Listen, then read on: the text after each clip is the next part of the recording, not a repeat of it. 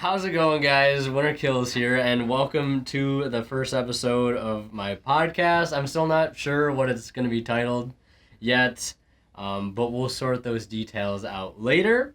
If you guys like this style of video, a long format style of video, we're going to just get a bunch of ideas out on the table, talk about a bunch of things going on in the game, or things related to it, etc., etc. Let me know down in the comment section below. Leave a like. Let me know in Discord. By the way, join Discord, link below.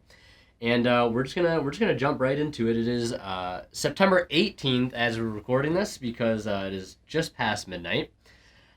So I'm here with my friends. They've all been playing the game for a little while, I would imagine. Some maybe longer than others. So you guys can go ahead and introduce yourselves. Whoever wants to go first. All right, I'll start. I'm Adam. I've been playing since about Prio, the release of Prio. Artifacts were like the first deck I was super interested in. My first competitive deck was Hat. Loved it. It was a great dueling deck. I got in because Primal Origins. Winter Kills here got me into playing around the time Primal Origins came out. Yes. I saw the Artifact deck and I just really liked the concept of just setting monsters in the background. I just thought it was weird and like something I've never seen before. Mm-hmm. So I just wanted to pick up Hat because I heard that was a pretty good deck at the time, and it just seemed like a fun deck that I would like to play. And I still, to this day, I prefer Control over Combo. I'm actually playing Dogmatica Invoke right now as my main deck. I think it's probably the best Control deck currently. It could be up for debate with the Numeron, the fun shenanigan deck, but yeah. Go ahead, introduce yourself. I'm Dan. I started playing, was it 2014, I think? Everybody getting so. in Yeah, 2014. I think we all played in 2014. Well, I didn't actually play around that the Primal Origin. It was when Duelist Alliance first came out, and the deck that I really liked was Burning Abyss. So throughout the years, I've just been going back and forth with Burning Abyss with different variations. It's always been my fall off deck. So right now I'm working with the Phantom Knight stuff, especially with Rusty being off the ban list. Yeah, huge boost. Or just switch over to Dinos for a little less brain activity. Yeah, can't hurt with that. Miscellaneous fun dueling card, right? Absolutely. Oh my goodness. Yeah. Alex, the man. I'm Alex. I started, I was in 10th grade. What year was that? 2014. 2014, yeah. I think we all started around the same time. What a coincidence. So Crazy. my friend actually had me over to his house, and at that time I didn't think Yu-Gi-Oh was cool, and I started making fun of him for it. I was singing the Yu-Gi-Oh theme song over and over again, playing it on my phone. And then he said, "Do you want to try it?" I was like, "Don't knock it till why you not?" try." I was like, "Why not?" Yeah, I remember I used to play with my little brother and stuff, so I figured I'd give it a shot, and then I fell in love with it ever since. He sold me a deck for $50. It was the Agents, and I played that until, I don't know, it just sucked really bad. It just was awful, and then I think I just have played so many decks since then I can never stay with one deck. But what are you currently playing? Yeah. Currently playing the Dogmatic Invoked as well. Great dueling strategy. It is pretty good. I was playing Trick Stars up until the whole late stage thing happened. After that, I didn't know what to do, and I just played really bad rogue decks for a little over a year. And then I decided that Dogmatica looked cool, and I just picked up all the cards day one, and I've been playing it since release. Dogmatica duelists, I like to hear. For sure. Absolutely. Okay, well, I will just go ahead and get out. I started playing around 2014. For those that don't know, I figured I'd just get out on the table since this is the first episode, because I can't really say I've already told this on the podcast because this is the first one. So I started playing around 2014, and I got him into it. And the first locals I went to, for those, I've told this story on my stream before. First locals I went to, me and my brother started pulling out old cards, and I was like, we should probably maybe try to play the game again. Maybe go to Walmart, buy some packs. Is the game still existing? Do they still sell Yu-Gi-Oh packs? That was the thought. And we started getting all the cards. Xyz monsters were completely brand new. And then eventually we started watching some YouTube videos and people that do what I do now. And just was like, wow, this is really interesting. This seems like a lot of fun. It still seems like a very active game. There's still a lot of people making content about it and things like that.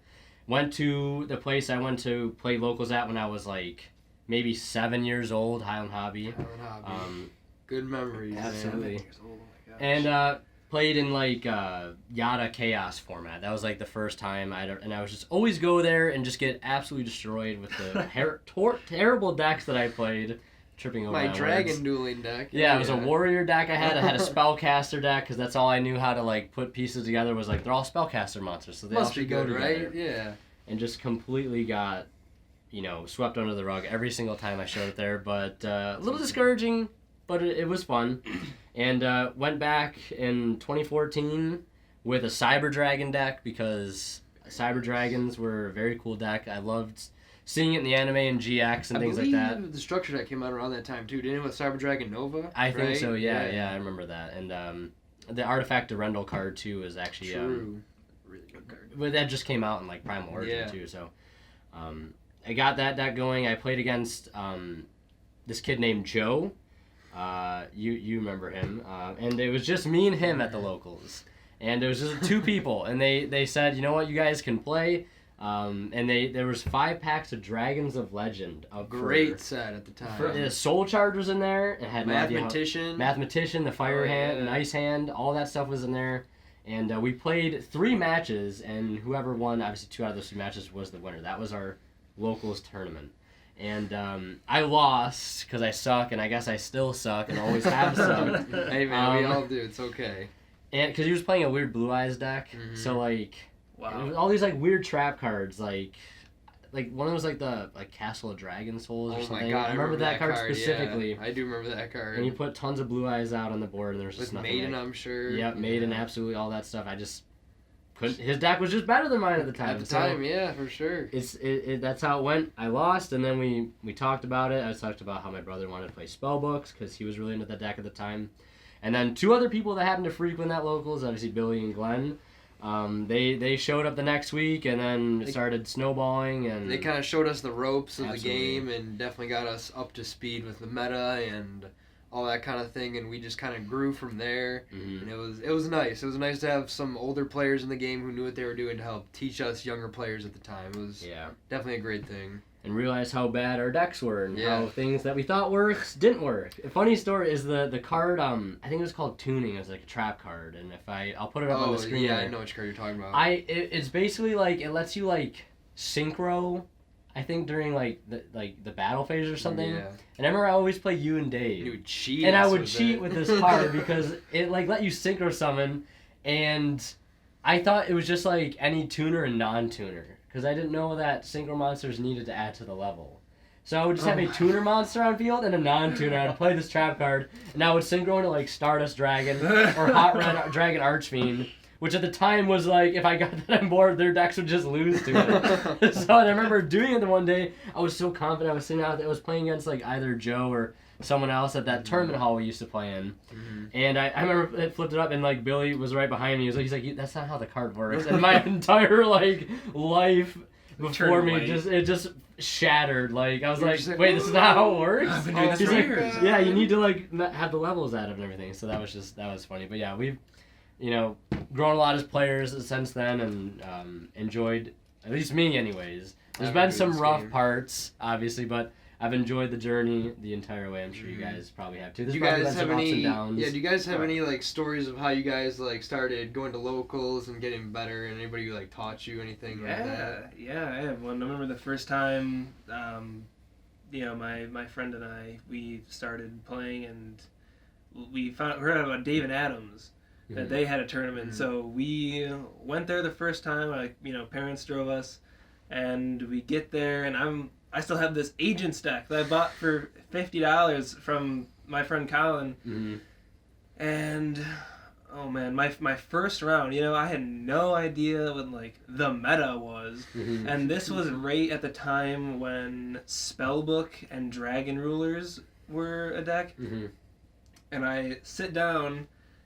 My first duel ever at a tournament was Chris Vinson. Oh man, boy. He's a very shout out to Mr. Chris. Shout out to Chris. Very prominent judge around here. Absolutely. Yeah, he's like the grandfather of all people that play Yu-Gi-Oh from wherever you're from, and sat down across from him, and he absolutely just bodied me, just Yeah. destroyed me. I'm just like, well, these spellbook cards, I've never seen any of these before. But then, we kept going and getting better. I think I started playing Fire Kings, I think. I don't know.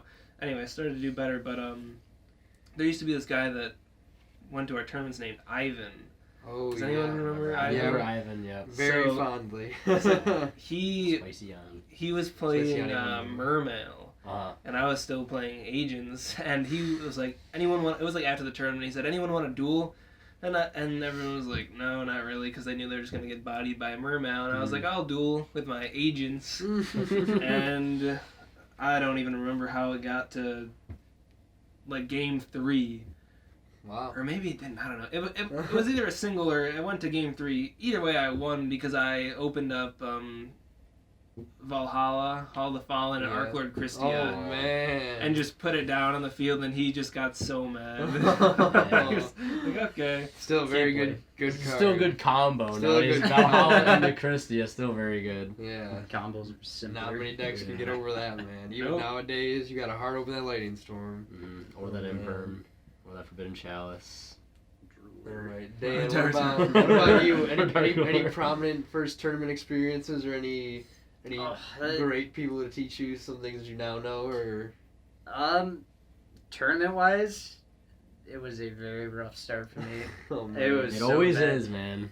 I remember because you and me used to play in school too. Yeah. And like when I first made BA, I didn't even have Dante's. no This Dante. man But- had BA with no Yeah. Dante. It was so bad. Like, what was Wind it? up Zenmaines, Zenmaines, Grenosaurus, McQuips. the Quipped Engineer. Oh my, that's a throwback. It was Oh, awful. yeah. It Yeah, was bad. Eventually, I just got to the point where I'm just like, well, there's no point in even playing the game if I'm not going to have like the main card in it. Yep. So eventually, I just like, screw it, just buy 3 copies of Dante, get on my way with it. But even so, like, I don't know, I just didn't have enough experience, and like, we only got to play for a little bit during school. And we were stuff. just kids, so like we didn't have like a ton of money to just drop on, Mhm. 3 Dantes. Like those Yeah. that's It was back like in the- $80 a copy when he first. Yeah, $80 he to said $100. it was a lot of very money. very expensive. Yeah, that was. I remember when you told me that, I was like, oh my I remember that was like one of the first priciest cards I ever hear about. Like after Duelist Alliance came Yeah, out. Dual It was- Lines. That was. Glenn was a like, big Dante's one. like $800 right now. $1,800. Yeah, 80 to $100. I was like, cards can get that Hey, 10,000 expensive. Dragon. Oh my god. Yeah. It was a decision I spent like quite a lot of time like trying to make. Contemplating. Yeah, I was just like, do I really want to drop the money right now? Because it's like you're in high school. Like, I got my first job and like I was making like $7.25 an hour. Man. So it's like. It's a lot of time spent just to spend on 3 pieces of cardboard. Oh, yeah. 3 That shiny point. that's for sure. rectangles. Yeah. But it eventually just said screw it, bought them, and then still I got mopped quite a bit. But like, I don't know, I wouldn't think ahead about things. I wouldn't.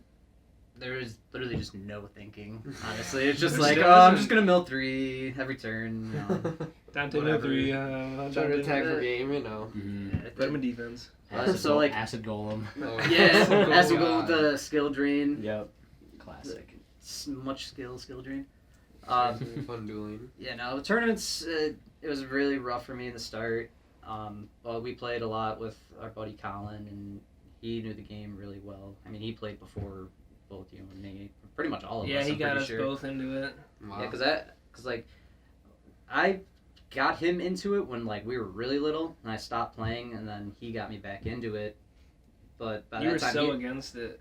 oh yeah, I told him I didn't want to play at all. I But was then- like, I put it behind me and everything, and I'm like, I was like joking around. I'm like, you make me a Crystal Beast deck, I'll fucking play or whatever. Mhm. And then, very next day, just shows up with the Crystal Beast deck, and he literally goes behind me in my backpack, unzips it, throws the deck in there, and he's like, all right, you're coming over and dueling. I'm like, Wow. oh, okay, Can't I refuse didn't. that.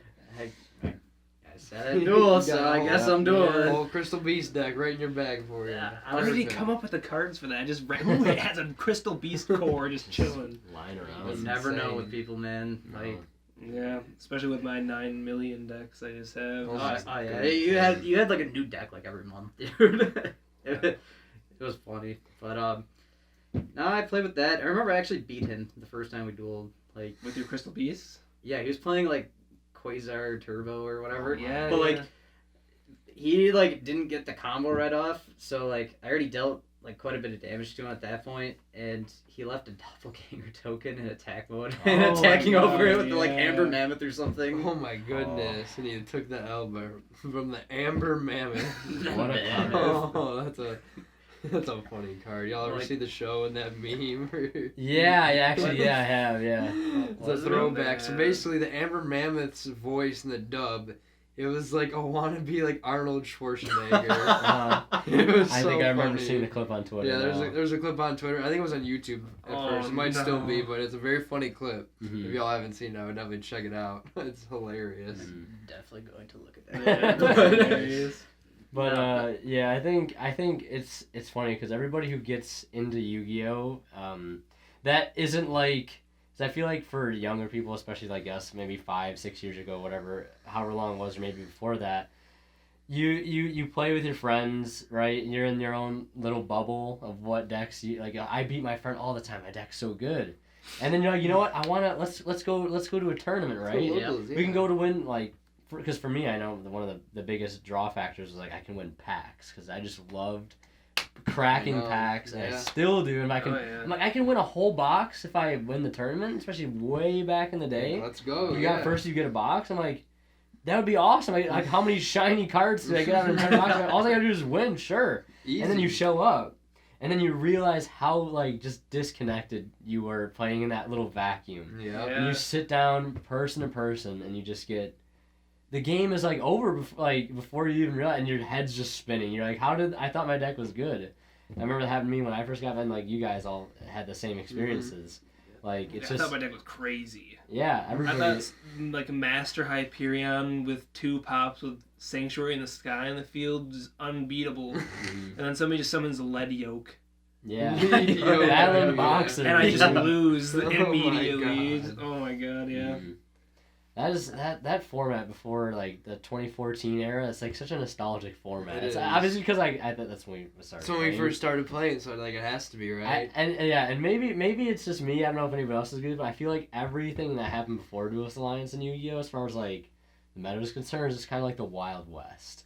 So I feel like once you go past Duelist Alliance, you start getting like more, like everything is released more in like a bubble where you have like your triangle formats, Mhm. and it's just those decks, and those decks are getting support. There's like some like rogue stuff underneath, but I feel like back then it was just like anything goes. And I feel like they didn't always like release like core strategies. Like obviously you had No. like spell books and dragon rulers were like the 2 main Very decks for the longest strong time. archetypes. Yeah. But then you had like Infernity was like nuts for long. Yeah, like Battle and Boxer was really good, and everything like Agents was really good too. Bujin with the Fire Kaiser Fist, Coliseum. and then, like yeah. everything before that's just like it just gets a little weird. Like Mhm. Evil Swarm, like Somebody who may have played back then might maybe not think that, but like for Mhm. us, it just like this was a format. Like wow, I couldn't even Yeah. imagine like now because like a lot of those decks are just like super power craft. mhm. Like all the crazy stuff that's out now, like a fun dueling card called Red Eyes Dragoon. Oh yeah, that's a great card, fantastic A card. stupid card. It Yeah. does not make any sense to No, me. it doesn't. Good thing the OCG has banned it. They did the smart thing and cut off its neck, her head, basically. You know. You said you don't think it'll get hit on the next list. Not on the next list, but I think the list following maybe. I just think it's just too new. Konami still wants to sell product, like as you know how they are. So they might hit like something to do with the engine, or maybe they'll hit Predaplant here, but I don't know. I can't say for sure. I would like to see some hit like that because I really don't like Dragoon. It's Such an oppressive card. It's a very oppressive card. It doesn't take much skill to activate Red Eyes Fusion. Like I don't know. I just It really don't made- like it.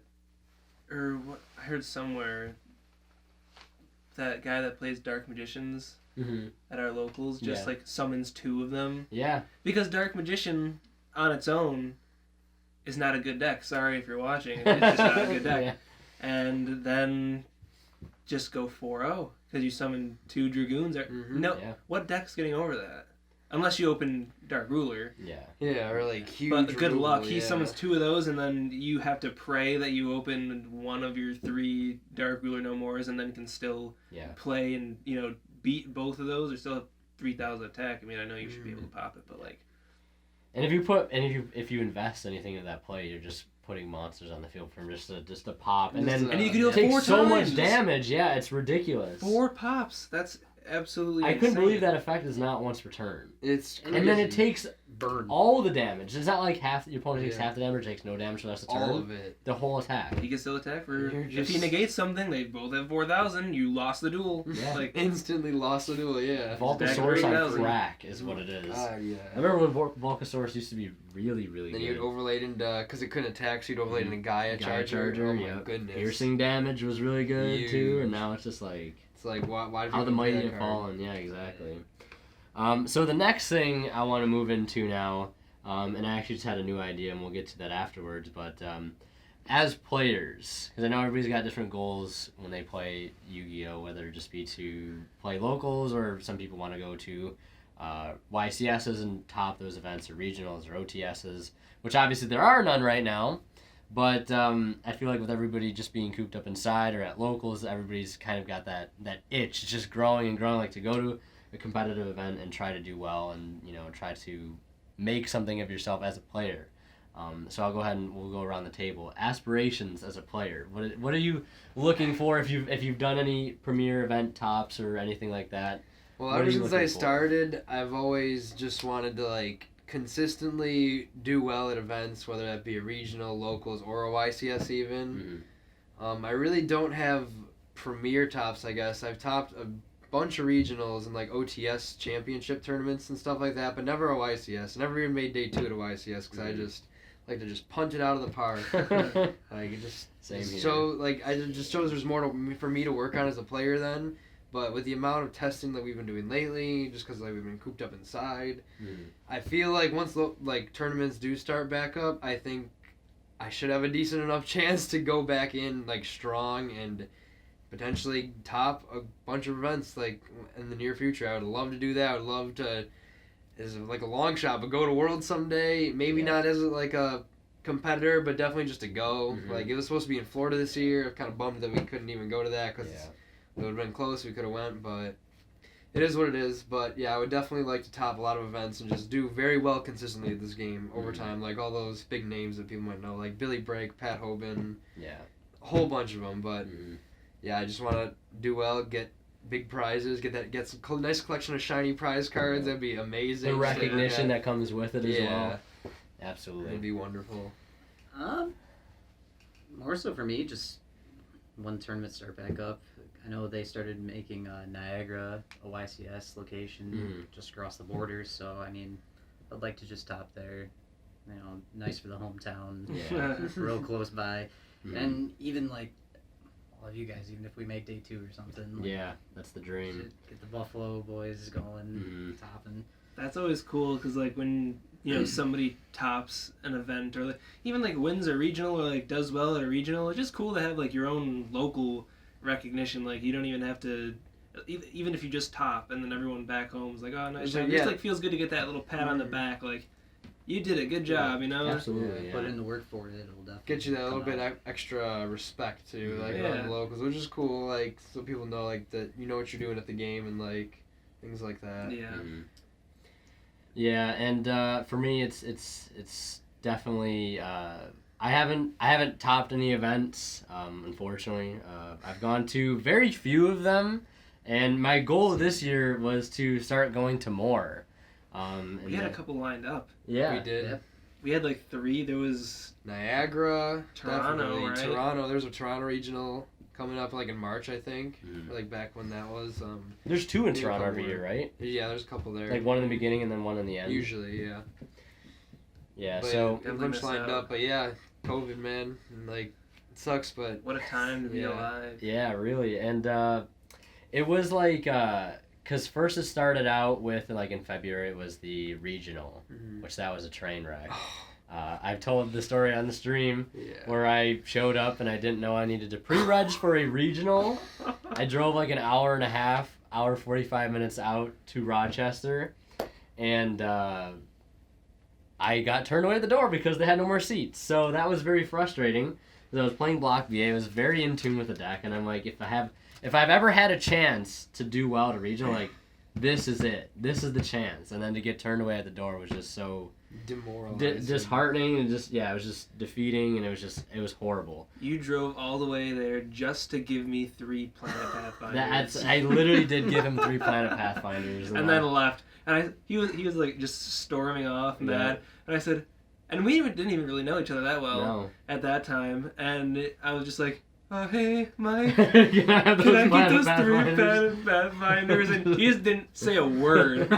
No words. And I was like, you want your sleeves back? No, keep him, shut the door, and just start driving. Just skirted out of the parking lot. Like, I remember you just totally shoulder checked me. Oh my god, I was like, wow, had nothing to do with you either, but just like, it's collateral damage, but it's okay. Maybe I overreacted a little bit. No, I understand. I would have been mad too. Anybody would have been mad in that situation.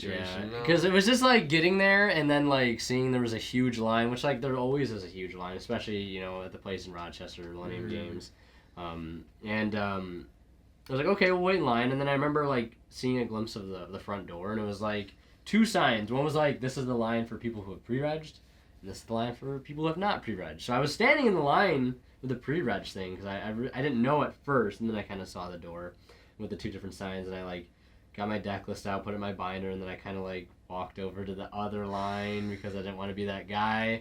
And then I talked to Kevin and Parth over there, and I started talking to them, and I was like, so you had a pre-reg for this? I had no idea. And then they're like, so-and-so said something about it in like our Facebook page there, and I never check there because there's always just a bunch of useless information and a bunch of stupid nonsense that gets posted there. The occasional relevant post. Maybe you guys have Facebook groups for your local area. I don't know, but we do, and I never check it. I just never do because like there's no reason to. And then it was like, you had to pre-reg. Like the link for it went up a week ago, and I'm like, are you serious? And the line's walking as they let more people in, and then there's like 10 people in front of me, and then the guy comes out. He's like, yeah. You guys are welcome to come in and shop, but there's no more seats left for the regional. And I was just so mad. I walked out. They told you guys half the story, and that was that. And then I went to an OTS later with Block BA, and I made a video about that, and I'll link it like below or something if I remember. And that was just horrible luck. I did make a few misplays round ones against the Danger Lunalight deck, and you guys remember that deck. Tiger, chick, tiger shenanigans. I had a pretty good, like, I went first full combo with Block BA, and obviously just, like, most decks can't do anything about that, regardless. So I was, like, feeling fine there, and then there was, like, a weird situation that happened in, like, Game 3. I can't remember. I probably talked about it in detail in that video, but, and, like, the past 3 times at Rochester, it's just been such horrible luck for me. Yeah. The first time was an OTS in last October with Mech Knights. Horrible luck, X3.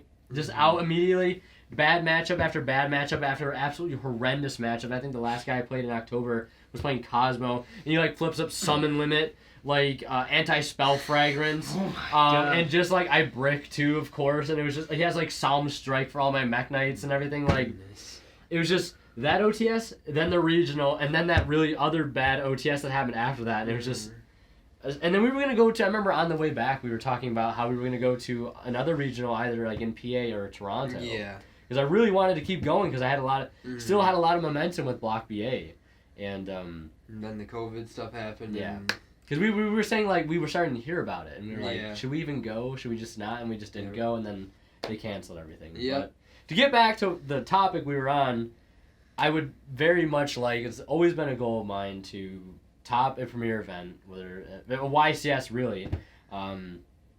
Win a regional, top a regional. I would start there first, maybe OTSs, and then work my way up with the YCSs. I've only ever been to 2 YCSs. Pittsburgh with you, and then we went to Niagara. Niagara was a pretty good run, but didn't make it, obviously, day 2. But yeah, definitely would like to top some premier events. That's definitely where I'm at.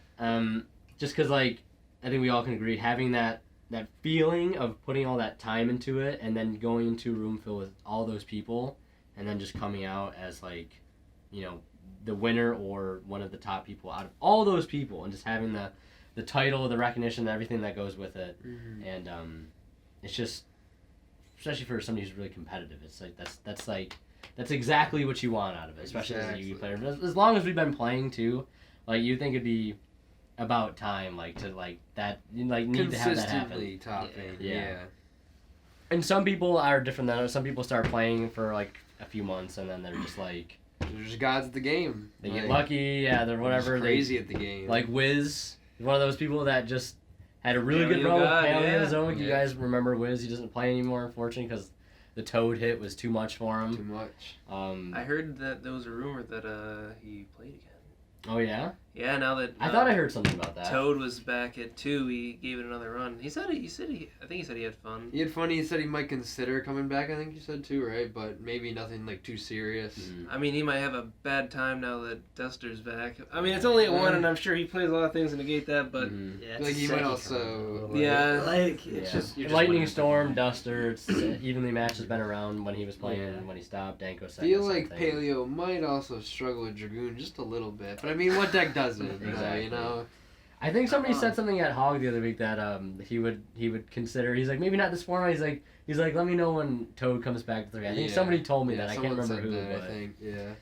but yeah, he was one of those guys that He started later than us, but topped Paleo YCS. was his deck. Topped YCS with Paleo, and Yep. then kept playing the deck. It was just his deck. He just loved Toad, and it's cool to have somebody very- so close in your circle that, has topped to YCS. Yeah. Like, not a whole lot of people can say that, Especially somebody in that our you area, practice yeah. with.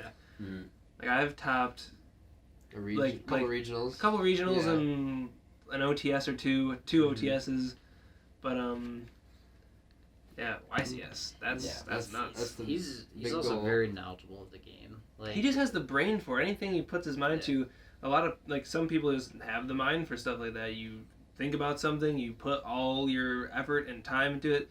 That's definitely how it was when I first played this game. I was on dueling book every day for like 6 to 8 hours. The grind. It was gross, and that's why I thought Agents was the best deck. And then after that, I played Blackwings on there, and then every time somebody would beat me, I'd be like, oh my god.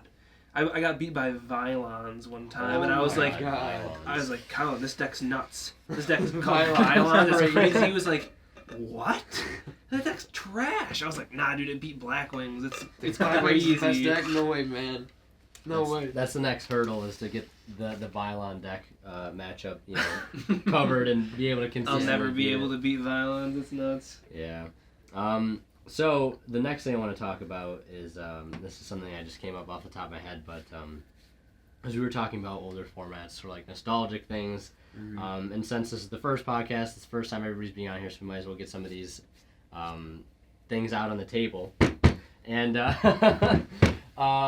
because I know for me when I started playing, there was a few decks that I like right when I started playing after experiencing like what decks were around, what the better decks were.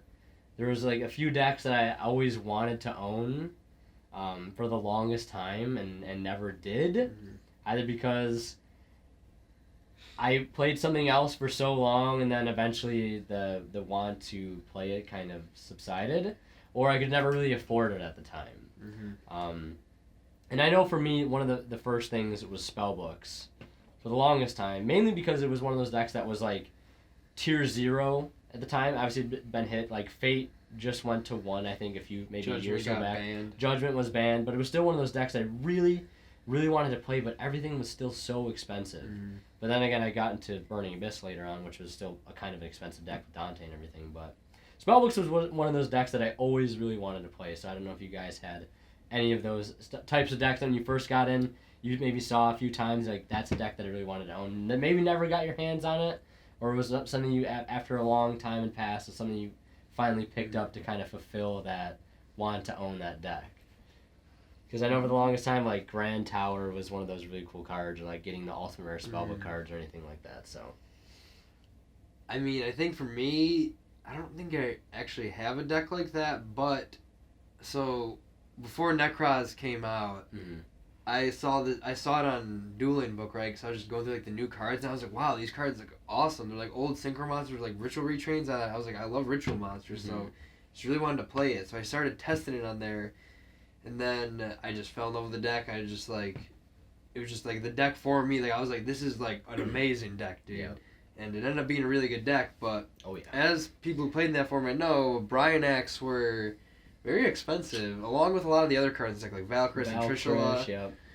So I didn't think I was ever gonna own the deck because just of how expensive everything was, but I shelled the money out for, I think I bought 7 boxes or so myself back then. I think I bought about just the same between me and my brother. I pulled my Valks, my Trish, and only 1 Brio, so I was kind of demoralized until I was like, man, am I ever gonna get the set of Brio? Did you ever play the deck with just the 1 Brio in it? Like you took it to a locals one time with just the 1 Brio? Did you ever I do played that? it with 2 in it, because Okay. that's the least I ever played in like a tournament back, like when Brio was at 3 and all that.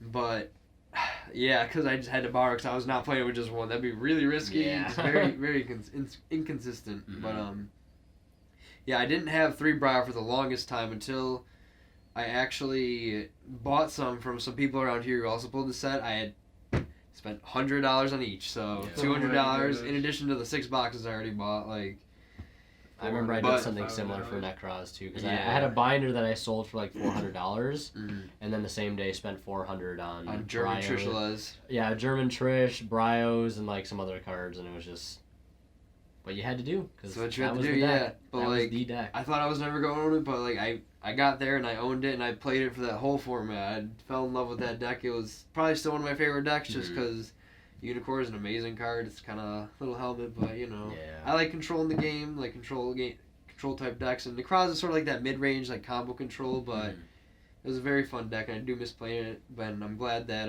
I got to play it and it's like time to shine. Yeah, absolutely. Yeah. And then what about you?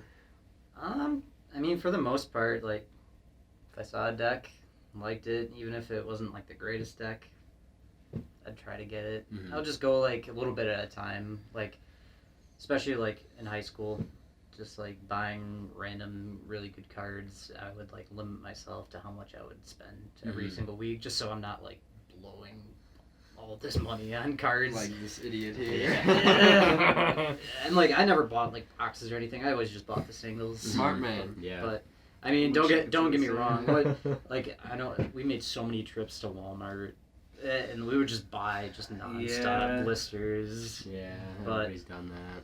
But I mean, yeah, if it like I think the most expensive deck I've bought was probably Thunder when it came out. More so too because I already bought the deck, and then it got stolen like 2 days after I got everything. Oh my I do God. remember I was that. waiting for the Colossus to come in, so thankfully those didn't get stolen. Yeah. Bless. but you know, I had to just buy the whole core again, and that was really annoying. But we got it again. Took a little bit longer, but we got there. Okay.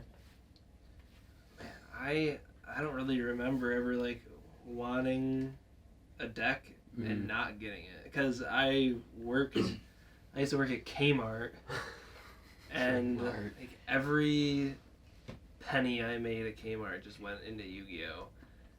I was just like, oh, I want this. Buy, like, wait for my paycheck to buy. I remember I got my paycheck one day. I was like, time to buy the Blackwing deck. Oh my goodness. I wanted to make that for a while. I mean, maybe getting stuff like when I first started like really low rarity, and then like maxing it out with the rarities. That was like my main thing. Now I'm just a rarity whore, Yeah. and just shell out the money for anything. But that was kind of what it was like with Mermails. And I remember way back when we first started playing, I was considering 2 decks. It was going to be either Gravekeepers, which was a considerable amount cheaper at the time, especially for the low rarity stuff, and then the Mermail. And my friend, he was like, you can either get Gravekeepers now and it'll be a good deck for a little bit, or you can get Mermail and spend the extra $1 or hundreds of dollars Hundreds, yeah. and it'll be a great deck for a long time. And I was like, Still is a good deck. it still is a good deck, yeah. And I was like, whatever, I'll just buy the Gravekeepers. So it's actually that happened with both things. I wanted to, get them all eventually. So I got Gravekeepers. Oh, jeez, sorry. I got Gravekeepers, and I eventually got Ulti Necro Valleys and Ulti Commandants when I could afford them. Yep. And then same thing with Mermail, although that was a lot harder. Yeah. But everything So you would say Mermail and Gravekeepers then were those two decks that you probably you had your eye on for a long time then. In the high rarity. Yeah, high rarity. Yeah, I think just getting beat by both of those decks, it really takes getting just destroyed by a deck for me to be like, wow. I need to get that. Yeah, because you want to win. Like you want to go, you want to play, and you want to win. I know a lot of people say it's not about winning. Like you don't need to. No, it is. Win to It's have about fun. winning. It's But about it winning. most certainly is. Everybody who's playing competitively. We are all very competitive here. No one goes to a regional or YCS just to lose. Even a locals, I'm not going to a locals and paying Exactly. $5 to get bodied and then not get my store credit. Like I better be making that 25-minute drive for something. I mean, like, granted, like it's locals and everybody likes to point out the fact that it's just locals. But at the end of the day, like you go there for so long, like you feel like you get to the point where like you want to be that person that shows up, and then when somebody gets paired up against you, you want to be like, oh, I gotta play that guy. Yeah. Because Oh, they man, know I'm gonna you're lose gonna it. get beat by them, or you in that case, because like you're the better player. You want to just go there and 4-0 sweep every week, but like 4-0 sweeping a locals is harder said than done, because like, or easier said than done, just because like locals has that, I don't know what it is. It's like that randomness effect. Yeah. Like, you really don't know. I remember I was watching you play one time, and you had just a big board of Dogmatica cards and like a Makaba, and you're like attacking the guy with Mirror Force. And I lost that game, but I won the match. Won the match, but like, who Why? You would- plays Mirror Force in Yeah. 2020. you would never expect that to happen. So I feel like that's definitely a big part is going to locals and then It's people hard to just prepare for locals. pull absolutely. random stuff. Like you wouldn't expect a guy to be playing pure Dark Magicians with summoning 2 Dragoons, but it happens. that's Or what happens. Machina summoning VFD. Like sometimes you're just not- Madolce. yeah, like you just. I mean, like that's kind of been creeping Yeah. a little. It's gaining Sheen's some been putting the relevance. sauce on that deck. Yeah, but you Absolutely. really just never know Sauce what me. to expect. Different too.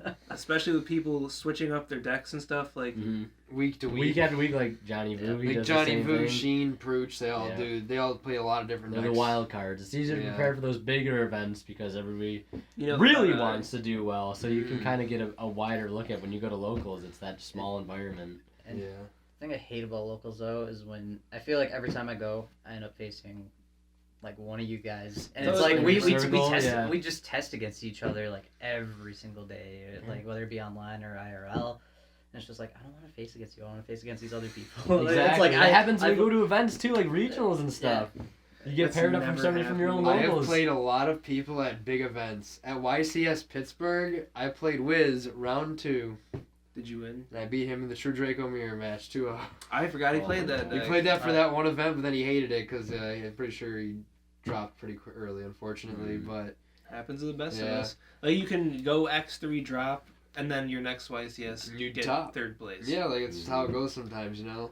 Yeah, like Predictable. get my first regional ever that I went to. I got 14th place, Yeah, it's pretty good. and then the next one just got crapped on. The next one, and then like my 4th or 5th one maybe, I got 2nd place. So it's like very hit or miss, but at least like compared to locals, what you're probably going to be playing against. You can Yeah. build a better side deck to that. Mhm. It's impossible to side deck for locals Yeah. because you have no idea. Like maybe the people with, like, I'm not trying to say like there's like Yu-Gi-Oh's pay to win. Yeah. So the people Pay to play. Pay to play. Yeah. Yeah. So like who's gonna have the meta Big deck. money Yeah, cards, yeah. And then who's gonna be playing like a rogue status deck. Mm-hmm. But even so, I've played against people playing zombies when I've been playing Guru. So like in that matchup, you're like, Guru's meta, Guru's gonna win, Mhm. and then you get Shiranui Swallow Slash 2 times and in one turn, and you just lose, and then Mhm. That's the games that I just take those unfortunate losses to those rogue strategies, which Yeah. like sucks if you're playing the meta deck, but they're playing the strategies that could counter the meta strategies, you know? yeah, you really gotta build your deck around beating the meta. if you're Yeah, gonna be if playing like It's that. sometimes it might seem realistic, because like sometimes like people say like there's this one guy at my locals who always plays this deck and I always lose to it, so you start sideboarding those like very specific like niche cards for that Like, specific main matchup. decking Ogre Because you hate Zexal combo. Yeah. I just changed my dogmatic list to have 3 ogre in the main because I lost to a Eldritch Numeron player, and I never want to lose to him again because he somehow just has those networks just always in his opening hand. glued. And I just lose because I don't see the proper outs. I don't see my droplets, don't see my imperms. I saw punishment, but he had a Golden Hand Forever to negate it because I had to set it and wait a turn, obviously, so... It just is what it is, but I don't want to lose to those decks, so that's why I main 3 Ogre, and I also side 3 Lancia, because Dino is a very prominent deck at our locals, and I think that's probably one of the better hand traps to shut it down. There's other interactions in the meta, like Dogmatica and invoke strategies and all those sorts of things. I guess you could have, before the format changed the ban list, you could have said maybe Adamantipator with Block Dragon, but that's really the only thing, and you have to have that plus 5 other hand traps in your hand to stop them. Yeah. So. Glad that card's gone. Yeah, I'm not, but you're sort of touchy with that card because you played Block BA. Even so, that combo was unfair too. What did you end on? Dyna, Avermax, Nat Beast. Yeah, Dyna, Avermax, Snap Beast, Block Dragon, and then sometimes Imperial Order if you were game 2 or 3 Nightmare Griffin and Dingirsu and fair balance. That was a very good strategy. It's just less consistent Emancipator, pretty much. Yeah, but it got to play the BA engine, so. Then you love your BA. You got Block Dragon. I said you got in with the wrong crowd. You did get in with the crowd. Nobody cared about Block Dragon. You got in with the miners. Yeah. We don't like those miners. I don't know. I think he was in the wrong crowd in Gem Knights too. That was the wrong crowd. Yeah. So that there's 3 decks that are just awful to play against. If you sit down and your opponent, someone's like Naturia Beast and Avermax and has an Imperial Order set, and a Fossil Dyna. they reveal all 3 Emancipator guys, or you get FTK'd. It just wasn't. Yeah, they're just a Master Diamond 100 times, and you're just well. But the thing is, I find it funny is though, Block Dragon BA, I feel was still a really good deck, and maybe I'm just blowing smoke up my ass, but it was a really good deck. It was consistent. It was able to play really powerful cards like Sekka's Light, Tour Guide, Block Dragon, etc. Cherubini, that engine was insane for that strategy, and it somehow meshed so well. The Dante Mill 3, it was just so good, and it flowed so well, and there were so many different things you could play in it. Just so many good cards, Saryuja was so abusable, Rescue Ferret, was just it's so a very dumb. Interesting combo deck, I feel not like many others. Yeah, and honestly. the thing that, it never showed up too much at any big events. Just strange, because it seemed very, very powerful. The end board is very hard to deal with. Arguably one of the best in the game. Even for right now standards, it's really good. It doesn't rip your hand or anything, but no special summoning and no spells. And you can't attack the Dyna, or you have the order. You have game to twos. attack the Avermax. What do you do? Yeah. It's so hard. And the thing is, it never showed up at premier events. I mean, sometimes you would see it at regionals or the PPG tournaments sometimes in featured matches. But I feel with that deck, it was because it's already so hard to do well at a large scale event where you're playing multiple rounds. 8 rounds, locals takes 4 hours, and it's just 4 rounds. Mm-hmm. But then you add in another 4 rounds, maybe play 10 rounds, and then there's a top cut the night. It's just so mentally taxing. Yeah.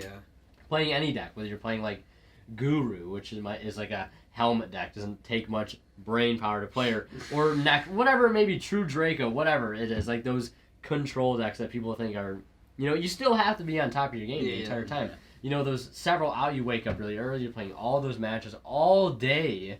Don't eat. It's just draining, but then to play a deck like Block Dragon BA where there's so many decision trees, I feel that was maybe the deck just wasn't as good as I thought it was, but I feel that was one of the main reasons why you would never see a deck that was so good that was consistent, that had the ceiling that it had.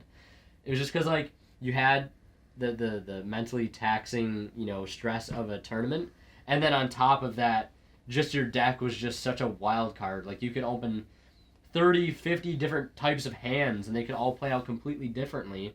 They would end on the same board, but how you get there was literally different every time. On whatever route. Exactly. It was that's why it was so impressive. When Cody Angeloff was winning events regionals with Synchro Fusionist, and I picked that deck up and I played that for a long time. For those that don't know what Synchro Fusionist is, it was basically a really powerful synchro deck that hand looped you. It took advantage of Brilliant Fusion, took advantage of Elder Entity Norden, desynchro for Trish, multiple Trishes, multiple Omegas, and that was basically the gist of the deck, and he came up with this idea for the deck.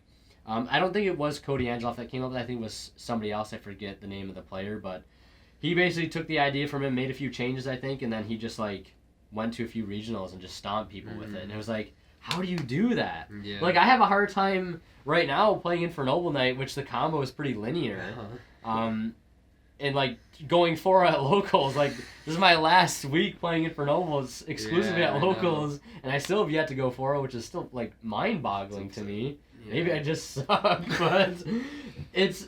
To do that with a deck like Synchro Fusionist, like, as I played it, I don't know if any of you guys have played Synchro Fusionist, but that deck was just like... And if you made one wrong decision, it ruined everything.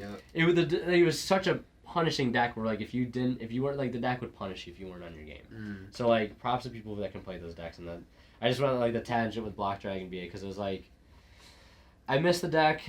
I'm upset that I never was able to do anything with it, like, at an event. But I feel like it definitely had the potential, but I feel like the reason it never did was just because, like, it's already so hard to do well at an event, but with a deck like that, it's just, like, combo. Like, people might think combos... Non-linear combos. Yeah, there are some linear combos.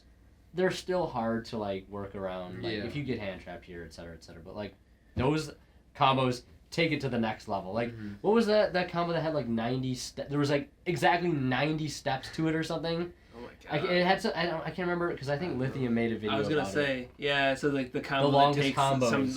like a day to perform or something. Yeah, it was about like 100-Eye Dragon and like using Evil Storm Ouroboros to like you summon Ouroboros Evil Storm like 5 times and you kept like looping it with that. I mean, like literally took. That's 3 monsters you have to summon to overlay that. To do that 5 times. Yeah, and you had to recycle it with Emerald. It was just wild. I don't know that combo, but I know there's once was the Megalith FTK. That was a long combo too. Yeah, Magician of Black Chaos Max. Not even that. You would just burn them with the equip spell that makes it so psychics don't have to pay life points for their effects. Oh, with what's it called? Zombies? Cyberstein. It wasn't with Cyberstein. No, it was with. I don't know the name of the card, but basically the idea was. Oh, I think it might have been like. You would make Gale Dogger or something like that, a psychic, like, I don't know, it was a really convoluted combo, but basically you would loop Gaga Cowboy 10 times. Oh, okay, yeah. But you would do it with like Megalith cards, ritual cards, and things like that. But yeah, it was a very long combo, it's just like really complicated to do. I think I remember seeing that. Wasn't it, it was a field spell, wasn't it? So you didn't have to pay cost? I don't actually know for sure off the top of my head, but... It was a very, very cool FGK, but nobody obviously played it competitively, didn't see any success, but it's just one of those long combos that you had to just loop a card like a bunch of times, and to do that consistently throughout an entire tournament just seems very, very difficult, especially for like... Yeah. That also seems very not fun. Yeah, it's boring. Props to anybody that can do well at a tournament setting with those, but also props to the people who come up with that shit. Yeah. How do you come up... Like, Ryan Fletcher, I'm pretty sure he's the first guy I ever saw play Block Dragon be like, how do you come up with that? Like, how do you come up with Synchro Fusions? How do you come up... I always hear about... Like, every week it seems like you hear about a new FTK. Maybe, like, back in 2018 when Firewall was on, you hear about a new FTK every week. Yeah. Samsara Lotus, whatever. Maybe, like, Gaga Cowboy. Something is, like, you know, like, Innocent is just Gaga Cowboy. It's being looped 10 times.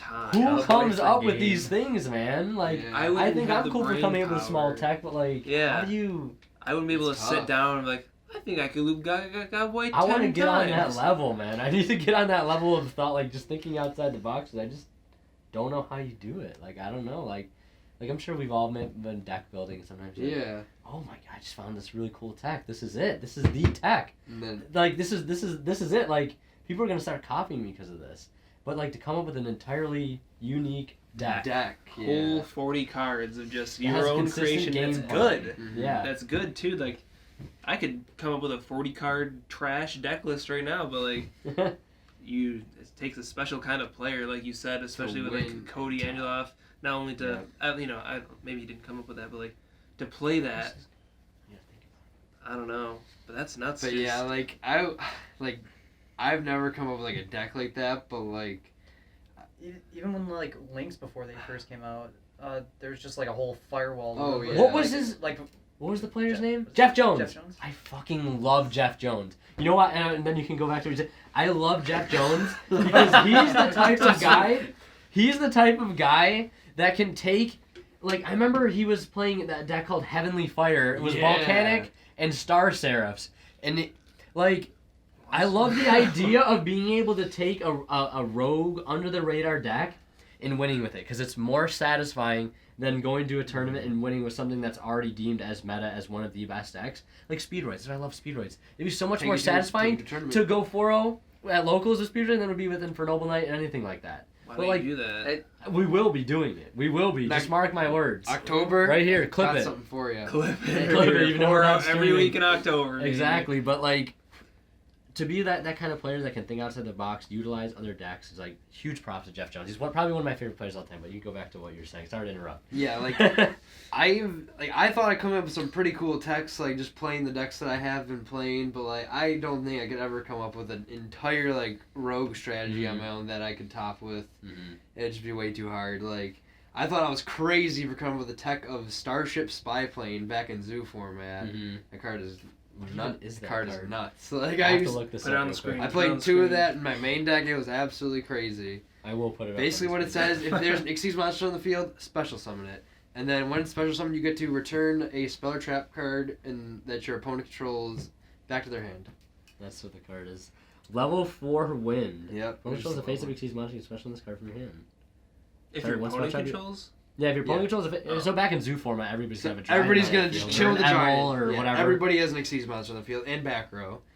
Target one spell trap card your opponent controls, return that target to the So hand. are they gonna strike that? Okay. No, like great, you just strike the Starship Spy Plane, dude. Or And it's a level 4 too, Yep. so if you have Instant Fusion as a follow-up, Norden, bring it back, go into a rank Yep. 4. Or like bounce their My Body or like anything like that, like all the protection spells they used to play, like against Stride, you just bounce those to your hand and it's one less thing you have to worry about. I thought it was crazy, but like never topped with it, so didn't get really any recognition. But there are just some like crazy niche cards I remember seeing in certain deck lists topping. Like one of them I can remember off the top of my head was called Power Sink Stone. It was a card that basically it was sort of like skill drain, but you could only activate a certain number of monster effects within a turn, but then it just negated the rest of the turn, the turn's monster effects. It was very, like, I saw it in like one deck list back, like, I don't even know what year this was, probably like 2015, 2016, like a Cosmo deck I think it was, that's why I picked it up, because I was playing that deck at the time, but very interesting dueling card, and like, props to people who like come up with these like weird niche cards, but they end up doing well, like, in their like certain decks that they play. And also props to those people coming up with those just huge whole decks and going to regionals and topping with them. And Yeah. That stuff is crazy. I wish we could be on that level. Yeah. it's a level to admire, certainly, like that skill level, that thought, like just thinking so far outside the box. Plus, too, like, you get a really big advantage. Like, if it's, like, a really good strategy and it's been working consistently, like, this is a deck that you made that no one knows how to play against. Literally nobody. So they're going to they don't know the interactions with what to hit with what hand traps. Yeah, I have Ash in my hand. Where the hell do I use it? Yeah, and they're like, okay. And you just continue playing. And, yeah. Like, that's just like with the Luna Lights. When they won, right? When the, They definitely want to like a YCS Yeah. too. YCS, yeah. Well, Raphael the Ben. too. He topped with that deck before He topped a lot. Yeah. before it even was like super mainstream. Then it fell off for a little while, and then Yeah. people started playing it again. Yeah, but it's like Luna Light topped. No one knew how to play against Yeah, it. Right? why the hell is anybody playing Lunalights in the Yeah. danger engine there? And it's like, wow, this is really good, and everybody jumps on the bandwagon. I thought it was weird that nobody jumped on the Prank Kids bandwagon after that top to ICS. It Like, won YCS Milan Yeah, back in it won. 2017, I think. I And remember making a then- video on that. and then nobody It didn't gain the traction. played it because everyone just like, it's actually a trash deck, but this guy just came out of the blue, knew how to play it really well. Nobody else knew how to play it at all, and he just clapped It's everybody. also a hard deck to play too, isn't it? Yeah. A lot of- I lot of play it. combos. You have to get to know it really well. There's a lot of like different combos you have to know. Like, Mm. well, I played a really degenerate version of it where you would summon. It was summoning Zexal before it was cool. Oh my. There was a combo. You just had to know, like, if you opened up two of these colors, you could do it this way. If you open up these two colors, do it that way. But I don't know. I'm just excited to play it again. Once that new Link Link one, 1 card. yeah. Oh my Card god. is absolutely nuts. I wanna go off on another sort of subject here. Is like just talking about degenerate things. We're talking about hand looping and FTKing. What is the most degenerate deck that you've ever played? We'll start with Dan. Most Probably- degenerate deck that you look back and like, I kind of apologize for playing that. Oh, that you've played yourself. You played yourself Oh, personally, okay. It's probably like True King Dinos, just True for King around here. Dinos? Yeah, Okay. with the Yang Zings Uh-huh. in it, just like all those negations. Was that back Plus when The deck wasn't that bad. when what's the synchro was? Danglong. Danglong? Dang- Did you yeah, play it Dang- when Danglong was legal? Yeah, Okay. Yeah. it was very hard to lose with True that. King of all calamities is still a Like- hell of a card. Calamities, you got Nine you got pillars. 2 other negates, you got Conductor to flip, you got Yeah. Mist to protect 9 that, pillars. and then you have I hate that then card. next turn, Misk, summon Oviraptor, and like That's game, yeah. Or that dinosaur that gains 1,000 deck for every banished dino. Tyranno Infinity. Yeah, just that, summon that was 8,000 just that cover was game. always like the one like bad, but like Spicy little tech that can steal you a card. Like, game. I would always steal me a game because like Mhm. I remember I faced against Colin like a month or 2 ago. I was just messing around with the dinos and ended up just top decking Tyranno Infinity and it had like 9,000. Yeah, attack. late I was game, you like, just top deck that. It's like summoning Grand Modu. Like, Yeah. What do you do? You have Game. permanence? Okay, GG. Yeah. Normal summon? Game? No summon game, yeah, pretty much. What about you? The most degen deck. I built Final Countdown. Yeah, I built Final Countdown, and I built it, and nobody would play me, like, out of my friends, you know? So I couldn't really ever get the testing in, but it was like, I played Swift Scarecrow, Battle Fader, Zero Gardna. I didn't play Pyro Clock. There was better cards. I also built Nurse Burn. I never played that, though, but I had all the cards for it, and then they got ruined. Mm-hmm. In that box, I think after my garage flooded yeah, and they were all feels like the bad, bottom. man. Yeah, but I definitely built Final Countdown and it worked. I think Like- I dueled you once with the Final Countdown deck, but then I just got so tilted at it because it's like, this is such a cheesy deck. It was like, so dumb. Why am I mean, losing? But it worked. They're like attack no. Yeah. It's sort of like Stall. Yeah, sort and of similar then, to like Mystic Mind yeah, nowadays. before mine, yeah. Mhm. but I think if it was to be like an actual deck that I played in tournaments, there's 2.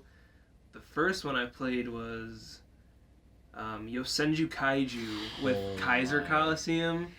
And it's just like you activate Kaiser Oh. Coliseum, and then it's just like, yeah, I might have even, beaten you guys with the locals. I would just go 4-0 every time. It was so stupid. Just give them a Kaiju, and you're like, haha, 1, bounce it back. Your Senju is one of those decks that will always give me PTSD. Me too.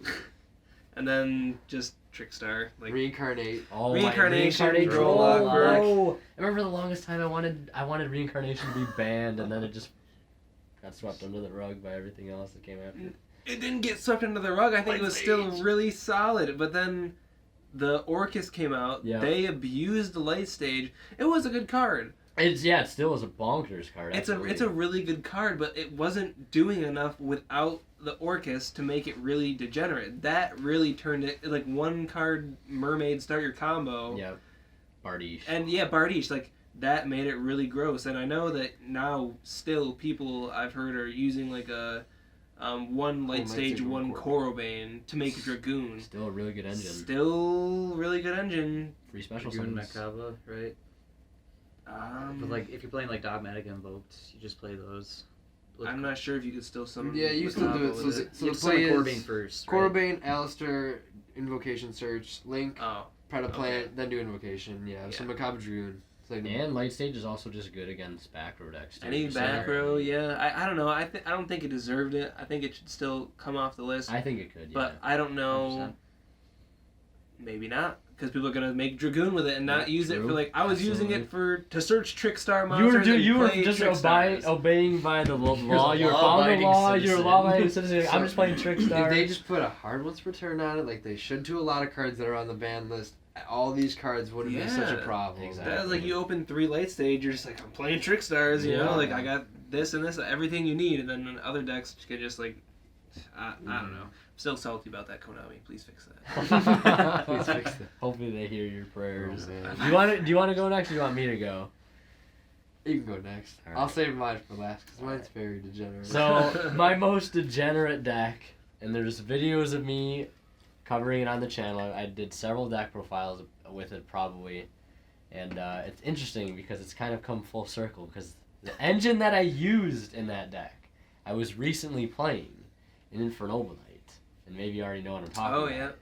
So Yeah, the deck dude. that I played was Ignite, Royal Magical Library, Rongaminiad FTK. FTK. So basically, the idea is you'd put library in the field, you'd scale, counter, search, scale, counter, search, draw a bunch of cards. Chicken game was legal. Oh my god. Pseudo Chicken space. game. Upstart Goblin was at 3. It was Barf. just dumb. And then you just 2 scales at the end, Pendulum 5 level 4s. Rongaminiad, Boom. your opponent literally just says Wow. go after that, and then you just OTK. And there was other variants that played Tyrant's Throws, Yep. Yeah, you which played is that. another variant you could play. Ignites, yeah, And you I tribute remember two normals, and your opponent can't summon anything but normal Yep. monsters. Like you could play Heat Wave too if you wanted to play more stun Yeah. version. that. I forgot I even made that deck. Yeah, Like, Ignites. I played it for a little bit, but like That's why I Like love Ty- Ignite so much. I It's just so played the good. I just played the So Tyrant. gross. The Tyrant Throws I just remember was like a super cheesy Nasty. card. Like, But nasty it's like card. Gross, it dude. won games, man. Yeah, it did. Your turn. So, Firewall, right? Hell of a card. Uh-huh. Oh my god, that Y'all Firewall hear Dragon. Dark World Beige and Grapha? Oh, you did play that. That's right. The Cannon Soldier. I did not do well at the one event I played it at because I literally picked it up the night before the tournament and just threw it together. I did not know how to FTK anybody. I'm just gonna do it. Round 1, I was on stream in this regional. I totally punted the game. No. I had the soul charge in the hand, and Oh I my could have God. summoned everything I needed just to FTK him, but I didn't round 1. But I ended up FTKing like a bunch of people in that tournament, but I didn't top. I got close to, but That's what you get for playing that. Punt yeah, them dumb. it was on that deck was stream. just so stupid. Yeah. Like I remember there was ways too, like if your like firewall got stopped, or if like you could like Nightmare Unicorn it like back into the extra decks, like when it was at Yeah, it if was they, at like- 1 still, right? yeah, Firewalls. if you they could just like put it like back, it, imperm it. valored it or impermed it, you would just unicorn put it back in the deck, then just make unicorn into something else and do it and just do it Yeah. from there. Cannon Fair Soldier, Yeah. you're just dead. Like Fair it was balance. so good. I remember how many cards died for Firewall, dude. Way too many cards died, but I'm glad they brought a lot of those cards back. Like A Assault Core. A That's one did specific nothing thing. wrong, dude. Like And speaking of the ban list, The elephant. that's what we're gonna talk about now. We're gonna talk about the ban list. Now that we've talked about some things in our past relating to Yu-Gi-Oh! Personal stories, things like that, we're going to talk about the most recent Forbidden and Limited list. I guess I'll just open it up to anybody. Like, so what do you guys think about this list? Do you like? Do you not like? Whoever wants to go first, feel free. I don't like that. Like we just said with Firewall Dragon. How many cards died for that? Like, why did O-Line and Jet Synchron die for Link Cross and Helka Fibrax? Like, Helka Fibrax is fine. Link Cross is really where my issue is. You think Link Cross is the issue over Hell? Yeah, I think so. Because, like, without getting rid of that Helka Fibrax for the Link Cross and the 2 tokens, like, what are you doing? Gofu. It was banned. Degenerate token. Token Generator. generator, Exactly. Galaxy Tomahawk. Like if you have And a card Sky that just Blaster. generates just a whole It bunch just of craps tokens, tokens on the field. like that's not fair. It's At it's all. so Like, interesting. It's so interesting tokens. Because like you back in the day, you're like tokens. Tokens what a sucked joke. way back. Tokens Like are for the so longest time, bad. tokens Yeah. are terrible. Now you get a card that puts tokens on the field. You're just like, like, oh my crazy. God. Free Link Tokens. fodder, When baby. Scapegoat was at Scapegoat three at when it three. first came out. Tricksters. Oh my you God. love Would you that ever deck. think that's a That's card so that would get good. hit to one? Scapegoat? Never. No, not before Like, Links. this card is terrible. It blocks 4 attacks. Yeah. Other than that, like, what is it good for? Now you're just like, Horrendous. activate this. My favorite Avermax. combo. No. I like to activate Scapegoat and just then. make a firewall. I mean, you could, or my favorite thing to do was summon Ibn and Girsu, Oh yeah. and you get to draw one Mhm. and send like. That's Send just a so card. That's busted. a good combo. Yeah. But like, and or just like make a firewall and do the Trickstar loop, you Mhm. know, with like attacking directly with Lilybell and then Yep. just adding it. That was so like fun. wrist bounce. Mhm. Yep. Just Talking loop about that. Degenerate. That was probably Yeah. that was Yeah. probably the most degenerate. I didn't think the most degenerate play I made with that deck was a guy had 3 Astrograph Sorcerer in his hand, and I didn't know, and I think he like said something, or like the expression on his face just made me shotgun Reincarnation. Goodbye 3 Astrograph. He's like, Ouch. Bye bye. Sorry, bud. GG go next. Yeah. Like, all the tuners that just got hit, like, it's just ridiculous at this point. There's so many far tuners it's like in this game. Destrudo, right? Destrudo, Glow-Up Bulb. or not Gofu, Steam the Cloak. Steam the Cloak, Glow Glow-Up Bulb, Jet Synchron O-Line. Yeah. And Steam is the there Cloak. any else? Did nothing wrong. Unban my black. I mean, I don't think there's any I off think the that's top it. on the top of my head, but I Oh, believe yeah, you take a gander. some other cards are gonna be on the chat block Dandelion. next though. That Oh, was yeah. a token generator. That wasn't Yeah. a tuner. Oh, he's not a tuner? No, he's just a token generator. Either way. I mean, Probably. Fishborg Blaster, was that a tuner? I'm pretty sure that was, but that was banned a long time. Oh, Imagine yeah. that card with Needle Fiber, like, that would be way too Yikes. stupid. But, yeah. I actually, this is a question I'll ask before we'll go around and get everybody else's take on things they do like and don't like. But regarding the tuners, so obviously now that it's been like a week or so since the list has dropped, everybody's kind of seen workarounds for the same combo. So like in Infernoble Knight, like you don't need O-Lion anymore. You can just play Plague Spreader, or you can play the Power Tool Dragon combo. It's like a perfect workaround. Do you think that Konami, the reason, like obviously they could have done more. They could have hit so many other things. It's their game. They could do it literally. They could have brought everything back if they wanted to. It's their. So obviously we know that they could have done much more. They could have done much less. So I think it's interesting that like looking at the way that like they hit Jetson and they hit O-Lion. And they know there's still things like Despot in the game. They know there's things like Plague Spreader. There's still so many level 3 or lower tuners that exist within the game. I think I think one of the main reasons they did it, specifically because there's still no big events and we just have locals and everybody's complaining about stale formats, stale combos. Everything has been the same for months. Jet Synchron, O-Line, etc., etc. I think for me personally, one of the main motives behind it was to not necessarily make those cards any less playable, but just force people. Because the combo was to just do something different. Yeah. It does the same thing, but it's just done slightly different. In a different way, with like Plague Spreader now and just the Colt Wing shenanigans. Like it's still the same. One. Yeah, it's still like the same thing. Yeah. I don't even think that. I mean, like, people probably had those backup combos in mind for months before, so like, they might have wanted you to get, something like fresh or like a different combo, but like, day one, people had new combos, and then everybody already knows them already, so it's literally just like, playing the same Nothing thing. happened. Like, Literally Black Dragon got nothing banned, happened. that's it. Yeah. Like, Yeah, it made Adamantipator's worse. O-Line and Jet Synchron might as well not have even got hit. Like, at this point, like, because they're Seriously, the same just combo. It's play just something slightly else. different now. Yeah, You're just using very different slightly cards. different. Yeah. And now they brought back, I'm not sure how prevalent this will be. I know there's a lot of ways to start it, but the Gus Kraken combo. Oh my god. I saw Like, some people mess around that you could definitely handle. Deep Sea Diva. I saw it on Lithium's channel. Yeah. Despot 003, like, that's what I'm talking about. It's the same crap. It's literally just the same thing. You want to get Adamantipator combo, you want to get Gus Kraken comboed, It's dumb. just yeah. play different cards and you can still do any combo that you want. Yeah. Infernal Warp 2, set up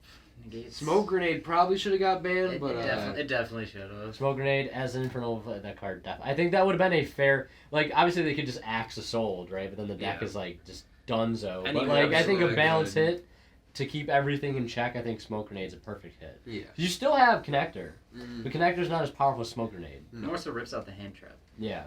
And, Right. and most people, they're going to use the hand trap anyways, and you're Yeah. forcing an extender. Yeah. But Smoke Grenade just hits that Dark Ruler that evenly for the next That turn. droppy, It's- unless you're, Sheen at locals who's playing with Dolce, you hit the droplet, and then they top deck droplet. top That's deck droplet, Besides, like- besides the point.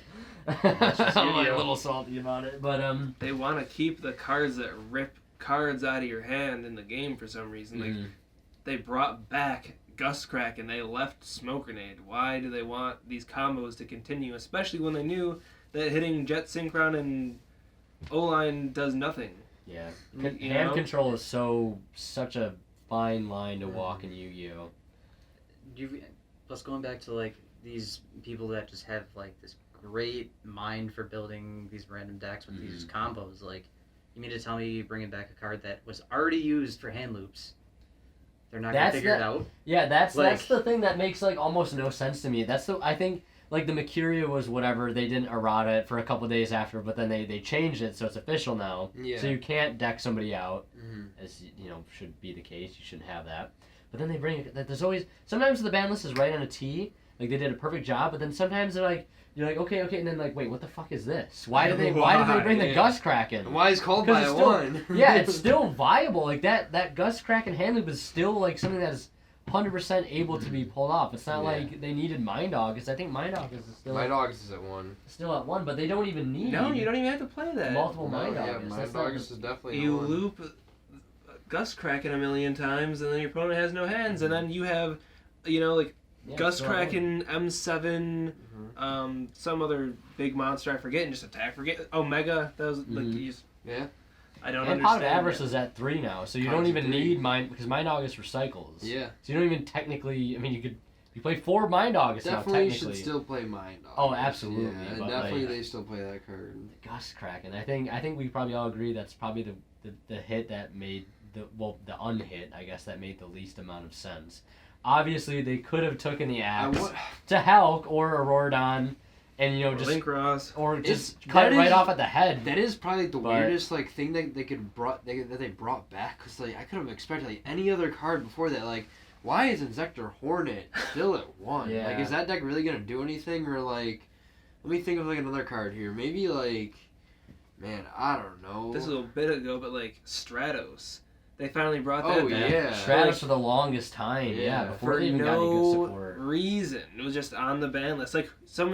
No one's gonna get Stratos off the list and then make an FTK, but Gust Kraken's definitely one of those cards that facilitates just Degenerate, non-thinking gameplay. It has in the past, and it will continue to do so. And especially people, one of the things that people complain about the most, I feel is hand control. Moulin Glacia. People hate Moulin Glacia. They hated Gumblar. People think, people I remember were Mermail players were Moulin Glacia's gonna get banned. It's gonna get banned. Never. I don't think it will. I think going forward we'll just see more hand like Smoke Grenade get addressed. I think maybe not, because Gust Kraken's back. Maybe Gust Kraken will go back to 1 like it should be, but it's one thing to set up a board full of negates, but you could still get the Dark Ruler, try to play around it. If you got the cards, you can do it. Yep. But if you're able to just easily go into your opponent's hand, rip it out, so they just cannot play the game at all, that's not shuffle healthy, it back into the deck No. too. It's not healthy. So for the weird game. that they would do that, and clearly that had a place on the ban list for a reason. Good reason, Yeah. not Stratos being locked up or Exactly. Inzektor Half Hornet of these still other being on the cards. list. Because them unbanning Tour Guide fully back to 3 and then putting Serum Graph back to 2. That's cool. It doesn't promote any degenerate playing. they're also once per turn. So they're also fair dueling cards. Yeah. So, They're trying to that's give fine. a deck that was once great and now isn't, and they're figuring that maybe if we bring these cards back, the deck still won't be crazy, but it'll give it a little push in the boost, in the right direction. I feel like unbanning Bardish might have also semi-limiting Seer and Graph. Sort of another push to BAs to urge people to play that strategy a little And Phantom more. Knights in general too, with the Phantom Rage coming. Oh out. yeah, they had to do that. They couldn't come out with a set with Phantom Knights and not have their best link Their monster, boss their only monster, link essentially, monster, yeah. not legal because that doesn't. Sell Didn't they the just product. recently do that? They were gonna, they had a new card or a more powerful card, and they just brought something off the ban list just because of that. I forget. I feel like there was just something that happened. Say that again. It was the last ban list, and they were making a new card that wouldn't be that great unless another card was unbanned. So they unbanned it so that you could play that strategy. So you mean the list where they just unlimited Unicorn, Cannahawk, and Unicorn. Faker, or the list before that? No, it might have been before that one. Because then. I don't even what the remember. list I don't was. know. I feel like that's happened before, where they Yeah. were gonna they made this deck and this card was gonna be really good without. That last list, that was when Engage and Colossus went to. Yeah, Well, I think we that just got was the banned. list. Yeah. I don't know. Maybe I'm thinking about it wrong. I could be wrong. So, as much as it pains me that Colossus is banned, it needed to be. Yeah. It really needed to be. It's One of those Degenerate. oppressive, really easily accessible cards. Especially too with that new Genesis or Nemesis. Nemesis card coming out. True. Every deck was just gonna play Colossus, so it's not gonna be fun. Yeah, Colossus is one of those cards that, like, it's a fusion monster, but, like, at the same time, they kind of designed it to, like, dodge the whole... Fusion mechanic? spell. You don't need a fusion It's a Link spell. 1 at this point. Yeah, it literally is, and, like, it's, like, with Zodiac, it was, like, kind of problematic, too, because they ignored The mechanic. mechanic. Key, like, yeah. That's, like, always That's a really never healthy, dangerous yeah. territory to... And, like, things in general, like, with Link monsters, too, I'll go on a tangent, is, like... I feel like when they first started with Link monsters, like, obviously, like, they wanted some, like, super sensational cards to sell stuff like Firewall Dragon mainly, but I feel like the way they handled Link monsters at the beginning, and maybe even more so with like, because like obviously a lot of the Link monsters like the Link Brains packs they had a long time from the OCG and we just never got them, but like they're all in the same pool. But I feel like they did, and they could do a better job with just designing Link monsters in general. Yeah. Because I think Link summoning is the best mechanic in the game. To date. Yeah, because it's the easiest. It's two Most monsters. successful. When in Yu-Gi-Oh! Prior have you been ever to take two random Any monsters, monsters, mismatching levels, non-tuner or not, you know, whatever it may be, no fusion spell, and turn them into something? I remember with BA, it was so, like, insane because, like, you could have, like, tour guide for Graph, and then just send the Graph to the graveyard, and you still get a Foolish Burial on top of that, and just trigger Graph because it was sent to the graveyard. It doesn't matter how we got there. It was just, you just linked it off. Like, so like, I feel like in the first wave, they did a not okay job with coming up with Link monsters. That first Link Brains pack was absolutely nuts. Yeah. Because it was like Cherubini, Needle Fiber. I can't think of many other cards that were in off the top of my head, but they were just absolutely crazy old support. Well, like support for decks, but they were not support for like specific decks. They were just like support for whole like archetypes of decks. So like Needle Fiber for Synchro decks and like Cherubini for level 3 decks. And graveyard strategies. Electromite for Pendulum. Yeah. Like it Oh was my not. It was God. not a Metalphos card. It was a Pendulum card. Yeah. Like that card was absolutely crazy. Because like you had cards like even like Union Carrier with like decks like ABC Oh yeah. and stuff. Now, I think that Like- was wave 2, but Yeah, but like they kind of got like the idea, and I don't think every Link monster should be like this, but it's like they can't be used as Link material to turn their summon. Like Union That's Carrier's good. like It's a that. fair restriction. Bardiche is like that. There's probably a few others. Auroradon. Auroradon.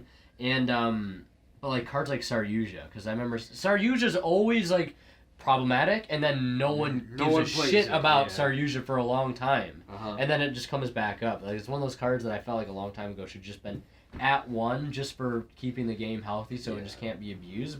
But Saryuja's one of those cards that I feel like It just should be a hard one to slides under the radar. can't be used as Link material, like things like that. I feel like, I don't know if you guys would agree, but I feel like going forward, since Links are so accessible, that some of them should have more restrictions They on them. definitely should. Definitely, yeah. Can't be used as Link material to turn their summon hard once per turn, so you can't just like link into another one and regurgitate that same effect. Saryuja, I feel like, is one of the biggest offenders.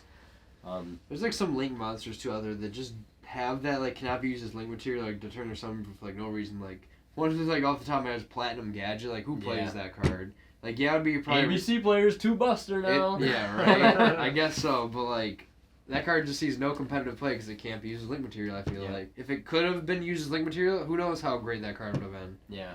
Like But then you get into like Dangerous territory. with that. like a card like Variant Anaconda, 2 Yeah. monsters. 2 effect monsters. Not a that's Predator it. Plant card. Really, just not a Predator Plant It's card. just a It fusion looks like it card. has Predator Plant in the name. Yep. But it's not really. But all it does is fusion summon anything you could imagine from your Dragoon deck. of Red Eyes. Or Yeah, why can you summon a Red Eyes or Dark Magician card with a Predaplant monster? Remember how in a bad spot we were when 2 monsters was full Orcus combo, and now we're in the same position where 2 monsters is Dragoon for free? For free, but like, you know what I mean. yeah, The 2 monster thing is kind of 2 monster getting out things of went hand. full circle again. It went Yeah. from full Orcus combo to full Dragoon. Like it's not a combo. my board even already anymore. has 3 negates, but now it has 4, and this monster's unfair. Like, Yeah. it steals games on its own. Even if you do Dragoon, like people joked about Firewall Pass. Yeah. But Dragoon Pass, is like crazy. sometimes it's like, well, that's just enough. Yeah, Can't be seriously. target destroyed. It's you negate a card. It's 4K and it keeps it. What? Yeah, like- hello? Yeah, I think they usually should have just made Verite like you need 2 Predaplant monsters. 'Cause Yeah. There's like the what was it, the Cobra and Darling Cobra and the other one. Orpheus Scorpio. Orpheus Scorpio, yeah. To help that strategy, because you know, like Predaplant's not like a super crazily played, but and neither was Metal Foes, and then Yeah. being Electromite, and then Predaplant's not, but Anaconda makes whatever you want. Like, I don't know, they should make. I like it when they Splash keep. Land. Do you think they colors should keep in- things It's like funny. in archetype or like let an archetype card like be splashable, or should they just come out with generic cards that are like Verdana but aren't tied to an archetype? I think they should definitely use like Crystron Helga Frybrax. Where does it say Crystron in its card text? Yeah, 2 monsters including a Crystron monster. Yeah, but like No. it is not Crystron support. Like I mean, it technically is because it helps the Crystron strategy, Mhm. but it helps other decks way more than it does Crystron. Yeah. Yeah, you still don't see people playing Crystron. You know, it's No. just Crystron's not tier 1 because of the best link monster in the game is built for it. It's Yeah. just because like it happens to be so generic. Yeah, Yeah. Should it have the name? Should it, It even have should. had the name Crystron yeah, on it? it to should. begin It with? should Just take a be Helga tuner Crystron Frybrax. monster or something Yeah. like that, or like so just how like the Predator Plant Anaconda should take a Predator Plant monster and something else. Like Mhm. Exactly. Metal foes should not be 2 pendulum monsters. Is it even 2 pendulum it's two monsters? pendulum Okay, monsters. so then yeah, make it 1 pendulum monster and 1 pendulum normal monster. metal foe Yeah. monster. Well, that's gone. So. yeah, who cares? Yeah, at this point, whatever. It But, goes on band. Yeah. Well, I don't know. I know that Poor Triff Gaming. seriously. I mean, I know that pendulum was good, but that hit really came as a surprise to Killed me. them. I never saw that coming. was I just wasn't like, gone. oh man, I hate pendulum. You know, I can never get around pendulum. But like, Because they were hitting card after card after card to pendulum. Because like that mechanic, they knew they like messed up with. Oh yeah. they but, just like- bad. but, You yeah. know, like, because they didn't get after- the treatment in Master Rule 5. Yeah, after the like the Master Rule 5 treatment just like murdered them, but then Electromite came out and it somehow became like insane again, like pendulum summoning. You mean Master Rule 4? or no Master Rule 5? I mean, or Master Rule. Because they yeah, didn't 4, get the 4, same 4, my bad. treatment as in Yeah. Master Rule 5, like Synchro Yeah. Fusions and Xyz. Yeah, Master Rule 4 is. They're like, you yeah. guys still have to do what we were doing before. but- Yeah, pendulums are just like, yeah, you better summon that Link Zone there. I feel like they knew that's what they should have done when they came out. Like if Lynx would have came first. 'Cause Yeah. I've heard rumors that Lynx were supposed to come first, then Oh. Pendulums. But I feel like that would have been the prop because I feel like That would have been the proper I progression. feel like the way it is now with Pendulums, I feel like that's the best way It Pendulums is can be. definitely the best way. Because before, like, Pepe oh, format. I top deck monkey board. I get free scales. I And get pen the 5. Pen yeah. 5. That was GG. ridiculous. That was demoralizing Every as a player single back turn. then. If you weren't playing, yeah, you clear my field, but you didn't clear my scales. Like you didn't. Or have... like you clear my scales, but I have a monkey board just chilling in my deck that I'm gonna draw for turn. And Better play have it. wavering eyes. Oh my Yeah. god. That, you know, the worst feeling ever is activate wavering eyes, chain wavering eyes. Just like, oh. You're just like no. They're just the better duelists. They They actually- were. The one time I was playing Colin, and I thought I was playing Dino Mist, and he was playing.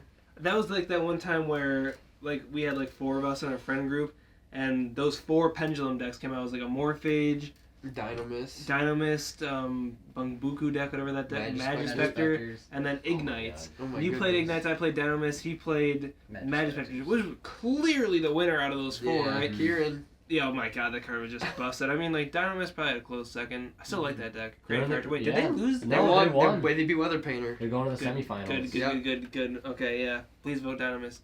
Dynamis duelists. But, I still have that whole deck core. Anyway, sorry. He's like, Build very it. nice. I activated, it was like the end phase, Mm-hmm. and, you know, I have scales, he has his scales, and he has like 1 or 2 cards left in his hand, and he passes. I'm like, end phase wavering eyes. He kept the wavering eyes in his hand because he knew I was gonna wavering eyes Oh him. my god. That was truly next level. I mean, it was only we were playing. Gentlemen side out the wavering eyes. Gentlemen side out gin. Gentlemen side out. Yeah, exactly. But speaking of the decks and the poll for the new card, who do you guys want to win? Photon Galaxy. I need to see the list. So one the more list right time. now, so Photon the Galaxy, weather is baby. currently out. So it's Dynamist, Inzector, Sylvan, X-Saber, Fortune Lady, Photon, and Frogs are the remaining Dynamist. decks. Definitely Dynamist. Like, Inzector, Sylvan. I feel like that's the only. Sylvan would be cool. Yeah, I think that would be really cool. I think that's the only bracket where I'm like, wow, I don't want either of these guys to lose to each other. Dude, you know? Photon and Mermail were paired up against each other in round 1. How do you think that made me feel? Yeah, Like, that's you true. played And Mermail too. And Yeah. Photon won. That was Yeah. nuts. I was like, oh yeah, Mermail's got to win, but everyone hates Mermail. Everyone hates Glacier. Mermail. You guys are oppressed duelists. Yeah, Wait, we how? are. What was Fortune Lady up again that it beat? I was so mad. Who the Let hell me see. gives like Hazy Oh, Flame? it was Hazy Flame. Hazy Flame? We were talking about that. What a cool archetype Yeah. to get support. That hasn't seen support in ages and only has a couple of cards. Yeah. But then they beat Fortune Ladies, which just got their Fortune Fairies in like the Battles Legends set a couple years ago. And they got a synchro too. Yeah, they right? just And they got a synchro and a couple and other they can spell trap spells. support. They need a world Yeah. premiere card. Are you They need kidding another me? card. Like They come did on. not need that. They just got the support, and they're trash anyway. I mean, like, granted, Hazy Flames isn't Hazy good Flames either, is but they haven't still- gotten support since like before like Pendulums were even released. Exactly. And like Yeah. another thing So, with like- Lightsworn, people are like, "Oh my God, Lightsworn!" But like Lightsworn shouldn't have been on that poll. Yeah. Lightsworns they have a prize card. Talk about exclusive support. Yeah. Like it's dumb. Like they do not. They got a structure deck. They got Code of They the got a- Duelist cards too. They got Twilight Curious. Swords. They got Curious. the yeah, the whole Minerva. side archetype, and what? Why did they Still need to be on doesn't the do poll? anything. Still doesn't do. I'm glad they anything. lost. People are upset Yeah. about it. It's like they do not need a new card. Well, that was like the same reasoning for Mermail. Like, they have 1,000,000,010 cards. Why do Yeah. they need another card? Like, definitely, Like, Sylvan is really cool. I think Insectors are cool just because like the insect theme is. I cool. think Insect theme is a very underrated theme, and I think that would be a cool deck to win. I also want Sylvans to win because like Plants is kind of underrated. They came out with the Rika deck recently, but that deck was like trash. Yeah. So Yeah, like, kind of definitely flopped. It That's a sucks, but, nostalgic like- deck for me too, because my buddy always Lone wanted Fire it. Soul Charge. Pretty much, yeah. I mean, it was Double really Falcon, cool. Stardust Park, Vanity's Emptiness. the full combo, baby. Let's go. Fun deck. Oh, But yeah, I think I really like out of all these decks, man. I don't know what I want to win because like I really don't. I'm not a fan of like any of them honestly, but like I know you really want Photons. Yeah, You guys both want like Dynamis. Dynamis. I just like They just look dinosaurs and Yeah, Dynamis Duelist. So Very Dynamis was a cool. howling that activates scales. From Yeah, the that deck. activates yeah, scales from that the card. card is nuts. Imagine, I don't know. I just think Imagine that was should be trap pretty good. trickable. Is it continuous, right? It's continuous. Yeah, so you can't trap trick it. No. I don't know. I think out of all these decks to win, I feel like I want I want to say I feel like you Sylvan. say Sylvan. I feel like I want Sylvan to win, but like Hermitry, Sage Koya, Sage Koya. Sylvan Charity, Spore. Is Spore up next? Spore's a tuner, right? Spore's a tuner. Is he up next? Is no Any tuner tuner. is safe anymore. They're gonna It ain't ban safe. Despot 1, 3. They're coming for like. There's all that of picture, those that cards. meme picture where the guy is up against like a grave. Yeah, and he's got Halka Fibrax's face, and he's like pointing, and there's like all the tuners that have been banned so far. Yeah. It's hilarious Oh my picture. I'll throw it up God. on the screen if I Dude, remember. I think I want X Sabers to win. I've never played the If deck. they win, you know what's coming back off the list. Hey, Invoker. they You Yeah. think they're gonna bring Invoker back, If it wins, that'd be amazing. or they'll come Yeah. out with a more balanced version of Invoker that But- just summons an X Saber but monster, I've- and not any was it Not level any 4. level. No, I thought it was like any level 3 beast. Because you can Level summon a 4 rat. Lord Beast Warrior. Because you summon rat Warrior. off of it. That's not Warrior. It's Beast Warrior or Beast Monster, I Yeah. believe. Yeah. But I would love that deck to win just because I never played the deck myself, but I know like it was a pretty competitive deck at one point. Could hand loot too. It could hand loop, and it could also. Arabellum, Gothams. It does a lot of like cool plays. Like I finally remember this one guy at our local Zeus. Oh my He yeah. loved X Sabers, man. I remember played him Zoo playing with it, against- too. He did. He played X Saber Zoo, and deck was crazy. Oh yeah. Absolutely nuts. Like Full Helm Knights, I think is a really cool card. Same with X Saber Dark Soul. Like those are really cool cards. I would love to see that deck get support because I feel like that deck hasn't gotten support in a long time. Mhm. Yeah, they have really cool looking synchro monsters. What's the Hunley? Honey, I think I know who you're talking. I don't Doesn't he know. look like I think doesn't he look kind of look like a cowboy? I thought he looked like no, that was a different guy. I think Hunley was like half bald. What? I Yeah, think. well, I don't know. Look him up. Maybe I'm Let's wrong. see. Let's look up the X Saber category here on Yugipedia. I'm just trying to see if there's any X Saber cards that are Is he On the is ban he list, synchro? other He's a than synchro, Invoker. yeah. What was his name? Hunley or Hyunli. Hyunlei. Oh wow, that card looks cool. It's just like a samurai. Yeah. Looks like Chun Li. Can I see? Yeah, take a gander. what's the Oh, name of the no, card X again? Saber Hyunli. I'll try This- to put a card up This on is the not the card I was talking about. I think I know what you're talking about. Is it Souza? Maybe. Hmm. Oh, maybe I'm wrong. Yeah, so Invoker is the only X Saber card that is on the ban list. Yeah. I thought there was like a synchro or something that was on there too, No. but it's just Invoker. Or is X Saber Wayne? I think his name is. Wayne's the cowboy. Yeah, Wayne is a cowboy. He's cool. What's the Why one that am took I- cards out of your hand? I think it's Gotham's. Gothams. That's Yeah. there was Gothams and Gothams. Got Got him. Got him. Got your cards. No, I didn't think GG of it. I must be Gorex. thinking of a different card. Oh really? Yeah, I guess I don't think it was a. But I remember Hyun Lee or whatever it's called. He definitely was a cool looking card. Like those are definitely just, cool looking cards. Yeah. I think everybody for the most part could agree it would be cool if every deck on that pool could get support. Which was what should be happening, honestly. Instead of just one deck getting the one card. I think what will happen, and we saw it with the structure deck things. Yeah. Like Shadal won the poll, but like Sacred Beast was in second, and they still gave them a structure deck. I feel like the winner will get the new card first and the fastest, and then I feel like a few months down the road, you'd be like, oh, there's new, Sylvan support, there's new Dynamis support, because I feel like Photon's going to make it to the finals, and I feel like... I thought Lightsworn and Mermail were going to be the top 2 decks, but they weren't, so... They were so... Upsets, a lot of upsets. Yeah.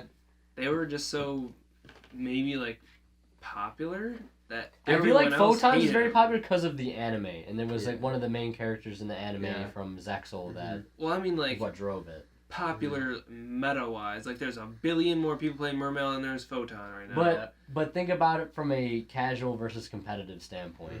It was So many people enjoy. There's the casual crowd outweighs the competitive crowd by like 100-fold. It's just like, so you have so many people that have seen the show. They know Kite. I think that was the guy that played it, right? And like that crowd, they don't have like the big Facebook groups where they come out and they vote because they want to see Galaxy Eyes Photon Dragon. They want to see that specific card, that like poster child card for that series, like get the support versus decks that have been. Because I feel like meta decks always get a bad rap with a large portion of the community, the casual crowd, because you're like, oh, I hate meta. Like, oh man, I gotta play against Zoo. I hate that stupid deck, man. People always have a grudge against meta, and I understand if you're just a casual player, it sucks getting bodied every week by the same deck. Handled by Mermail. Yeah.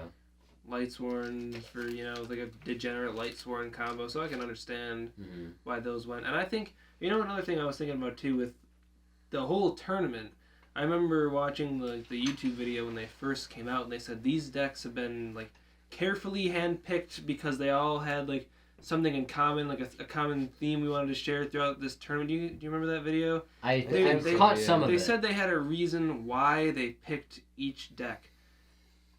But then they picked Fortune Lady, and they picked Lightsworn. And Lightsworn and Mermail. Those don't need cards. Fortune Lady, not only did it need cards, but just stupid. Like, it's just a trash. Yeah. No one's ever gonna play that. They should have put other. I think Mermail and I think Lightsworn should have been taken off there in place of other things. Very different strategies that people just don't really play. Like the agents too. They should have taken decks that had their time in the limelight ones. Speedroid. Okay, just her. Literally nothing else. Yeah. Barely these decks Inzector, they had their time. X-Saber, they had their time in the limelight. And then fell off. Tellarknight should have been on that poll. My God. Should have been on the poll. I used to love Tellarknight and Infernoid, like I still do. Why did those decks not get Link Vrain's monsters? Those decks could have been crazy. Like, if Tellarknight's got a Link 1, holy crap. It didn't even have to, or Infernoid. I know they just recently got some sort of, they got a spell god-awful support. I don't know why. Yeah. They definitely could have got, a Link 2, especially because their strategy doesn't want to have levels on the field. So they could take advantage of that. Advantage of that, then they have 2 more monsters in the graveyard. That would have been nuts sometimes. Plus, not to mention, BA and Shadal both came out of the same pack as Tellarknight. Granted, Shadal's Link monster sucks. Cherubini versus Construct? Are you kidding me? How unfair was... Seriously. My brother, he doesn't play anymore, but you guys have probably seen him on the channel a long time ago. He's a huge Danko Doll player. He loved that deck to death, one of his favorite decks of all time. I remember him always saying, how unfair it was. For the longest time, BA gets Cherubini and Triple Dante. Construct is banned for years, and then they get Shadal Construct as their only Link monster for the longest time. That was just such an unfair treatment. Because BA for the longest time was just so much of a better strategy because it was for so many years until they... I mean, eventually they did get a Construct back. And they did get a structure deck. Which BA didn't get. Which I don't think they need to get, I think Construct was locked up for... Way too long for no reason. I was always when I saw, El Shaddai on that ban list, I was playing Teller Knights at that time. I was like, oh my god, they banned Winda, Not Winda, you can catch And then, no, that's what I was thinking. I was like, Oh. what I first thought is that it would be Winda. It should have been Winda. It should have been Card is Winda, and I was dumb. like, Wait, it's Construct? Construct? Yeah, that's what I meant. Like, Think And it about wasn't- it. That wasn't card even the died best because deck. of Fairy Tale Snow, I think. Yeah. It was like the big thing, because they would just go Shadow Fusion, send Fairy Tale Snow, and just... Yeah, like, but that Construct one was such construct- a force at that point, too. Yeah. Its effect was just so good, and now it's not. it was good, but you know what always beat that deck 100% of the time? Fire Kings. He's like 100% of the time. I never lost a Shadal game with Fire Kings. Ever. Not one time. Because, you just bring back Garunix, and if they have Swing Winda, it over doesn't Winda. die. Swing over Winda. If they have Mhm. Construct, see you later, Winda. Yep. I really don't understand why that got banned, considering it wasn't even the best deck during that time. Even with Necros and everything, when it was Necros format, you were playing if you wanted to combat them, you would play BA. Yeah. BA was 100%. the deck to combat that deck, which That it was a format pseudo. was so it was a good. pseudo that was best such deck. a fun, best time. Because I first ever it had was playing Teller, Shadal, BA, and then it was Clifford, and Yep. Teller Knight phased out, Yeah. and then it was just Clifford, BA, and Shadal. But it was like And then BA had a Necros good was short, matchup yeah. against Shadal. Shadal had a good matchup against Clifford. Clifford had a really good matchup against BA or but every deck had a strength and weakness Triangle. against each other deck in that triangle. I still think Teller Knights So was interesting. fine. When Cliff Force came out, I mean, it definitely struggled, don't get me wrong, but it would struggle if they summoned a Winda. Mm-hmm. Or not obviously not Cliff Force, but if Shadal summoned Winda, you had a hard time with that. If they summoned Towers, you had a hard time with that, but you could still get around Towers. You could still get around Winda. And I think it was harder to get around Winda than it was to get around Yeah. Towers. Because you would summon Vega, summon a card, and then Your turn's over. yeah, that was it. You Yep. had to save. Or you had to get the lucky. Diamond Crab King for Towers. I remember playing that Yeah. card. Yep, that was the one out for that. Mhm. Just slam into it, and I think you still had a crash. Yeah, you Yeah. did it at 3K Crash, yeah. But at least it wasn't a pendulum monster and didn't come right back out. Oh 'cause my that would have God. been awful. Scout for Yeah. the longest time was. Pay. I really. They feel great. classic The original. Pay. That was a deck that I always really wanted to play, but never did. I should have mentioned. Oh, that yeah. earlier. Clifford was Because of the expensive monolith and, Scout everything and from Stealth the and Disc and Yeah. All those secret rare cards. all those shiny play secret skill pendulum drain. They're all players. huge. Yeah. Yeah. Oh my god, yeah, that was Skill gross. drain. Vanity's Emptiness. Yep. Recreate. Vanity's Emptiness. That card. Talk about a card that can never come back. Nah. People always say there's cards that They can can come never back. come back, but Vanity's Emptiness. That card can never You know come what I forgot about that card? I think I saw it on some YouTube video the other day, that if another card goes to your deck or field to the graveyard, that also goes. I didn't remember that. Yeah.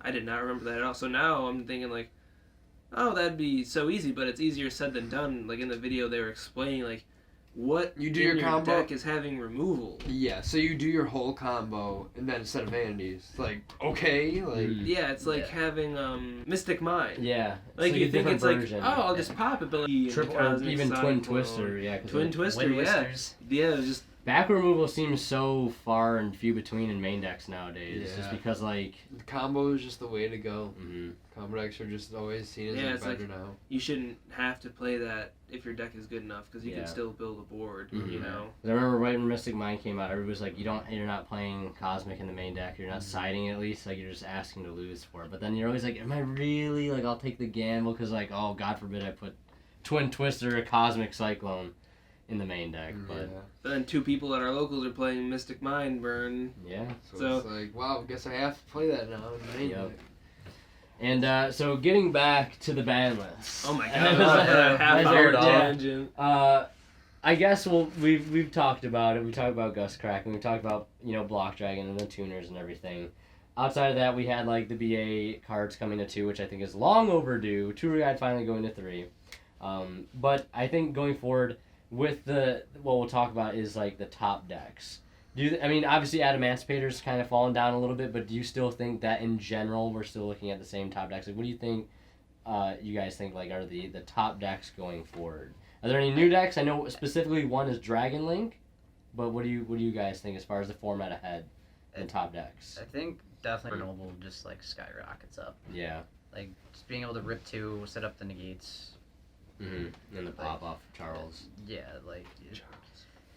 Trails Entertainment. Trails Yeah. Entertainment cheese, baby. Dragon Link, I think, is a really strong contender to probably be like one of the best deck too, because apparently that deck can also do the whole smoke grenade thing on top of their like standard combo. Which Wait, is, Dragon Link can? Oh my god. like it's absurd. How? You just play like a bunch of. I think you play like Power Tool Okay, and that like explains some other stuff like that. Oh, that's why everyone's clamoring for Power Power Tool. It was like Dragon. power. I don't know the whole combo. I think you play like Violent Sphere as well. Like it's a really stupid combo. Yeah, that deck's probably like one of the best decks along with for Noble Knight. Then there's like I feel like strong other contenders for like best decks. So I feel like Dogmatica Invoke strategy. Like I think it's a pretty good deck. Some other people might not think it's that great, but I think it's good. I think anything that plays Zexal is still just inherently crazy. Like you're playing Goomeron or Eldlik Numeron. Like I think that stuff is really nuts.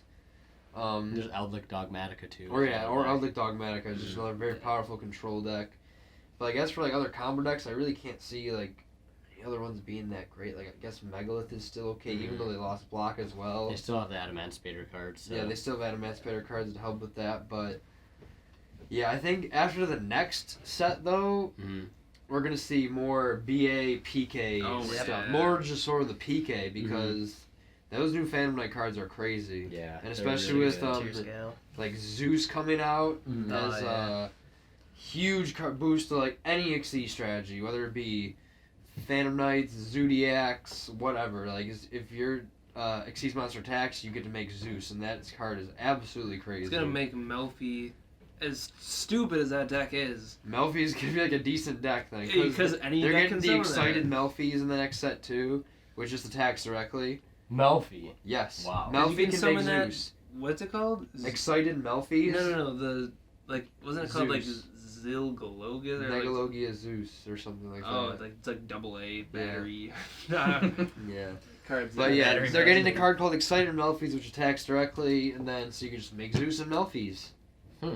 So like that could be a strategy that is like Kind of okay. peaks up a little bit. Yeah. Definitely Zoo too, especially with the new Tri Brigade Yeah. stuff coming out in that Oh, set yeah. as well. Did you guys know there is another FTK thanks to the Tri Brigade cards?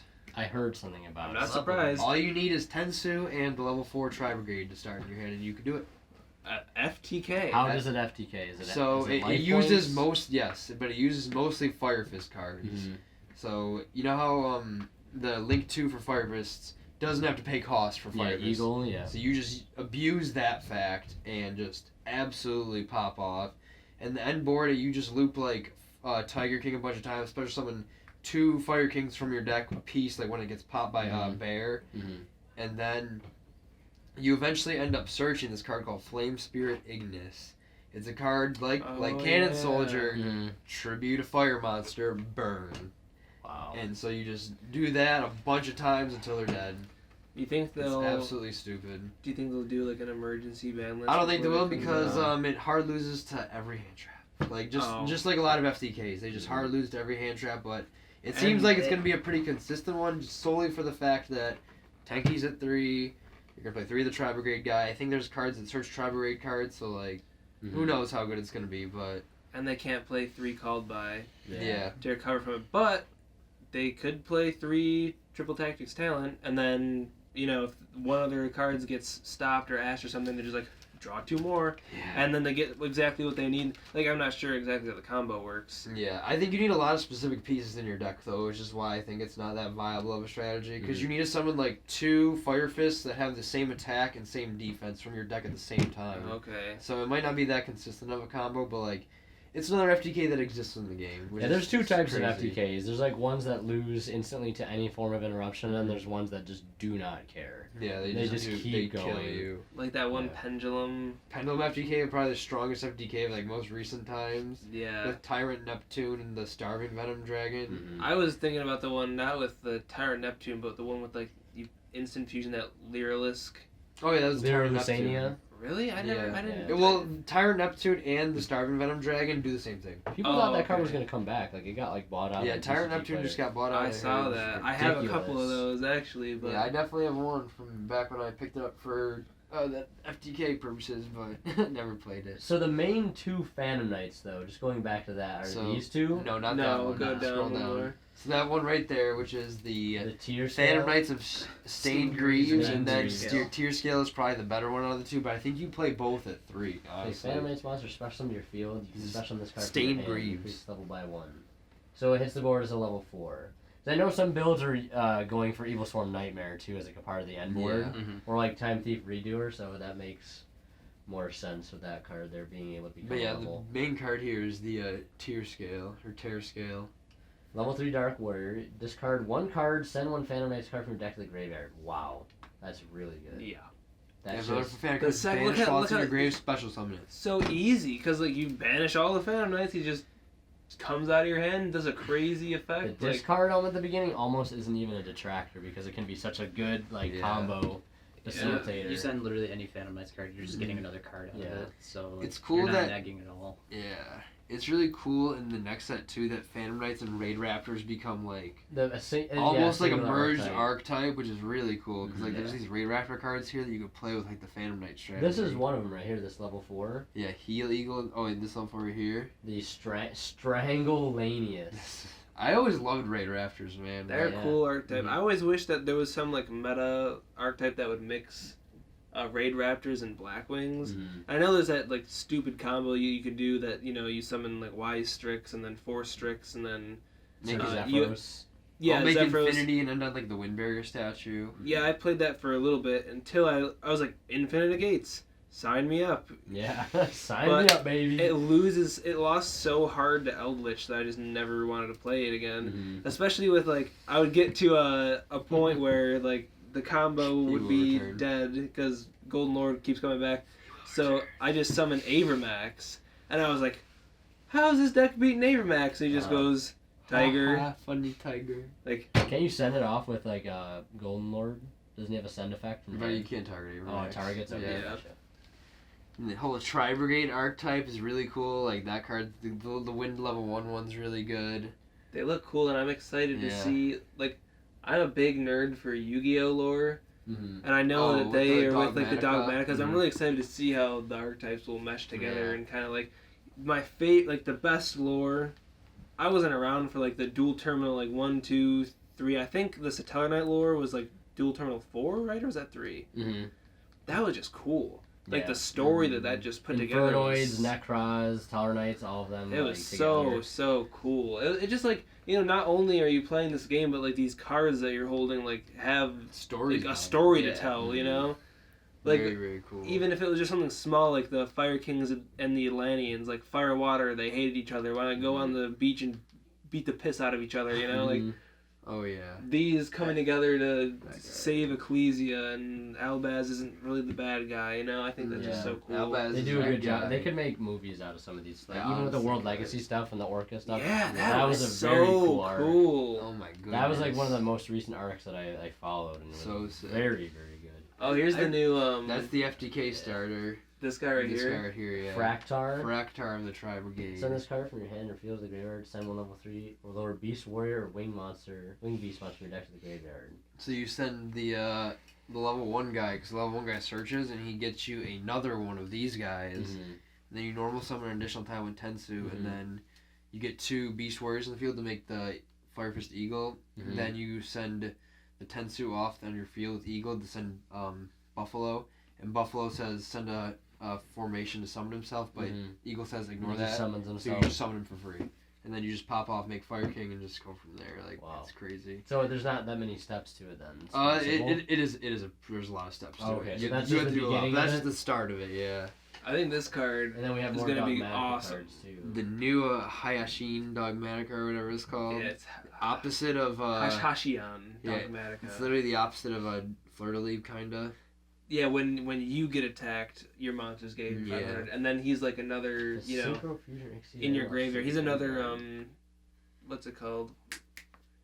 Maximus? No, the spell card. Nadir Servant? Nadir Servant. Yeah, Yeah. it can add from the graveyard too. I Yeah, know he a lot of can add people from the like. graveyard. Yeah, He's target cool. Dogmatic card in your graveyard or accept itself, add it back to your hand. Yeah. That's really cool. And all you need is a monster is sent to the grave, or Fusions of Grixis Link sent to the grave. So you can just trigger that off of like if you play Servant and you have that in your hand, you can just summon it. Yeah. It's sent to the grave. Oh, and then the what card is these? The That's gonna be a Escape. prismatic Yeah. secret rare.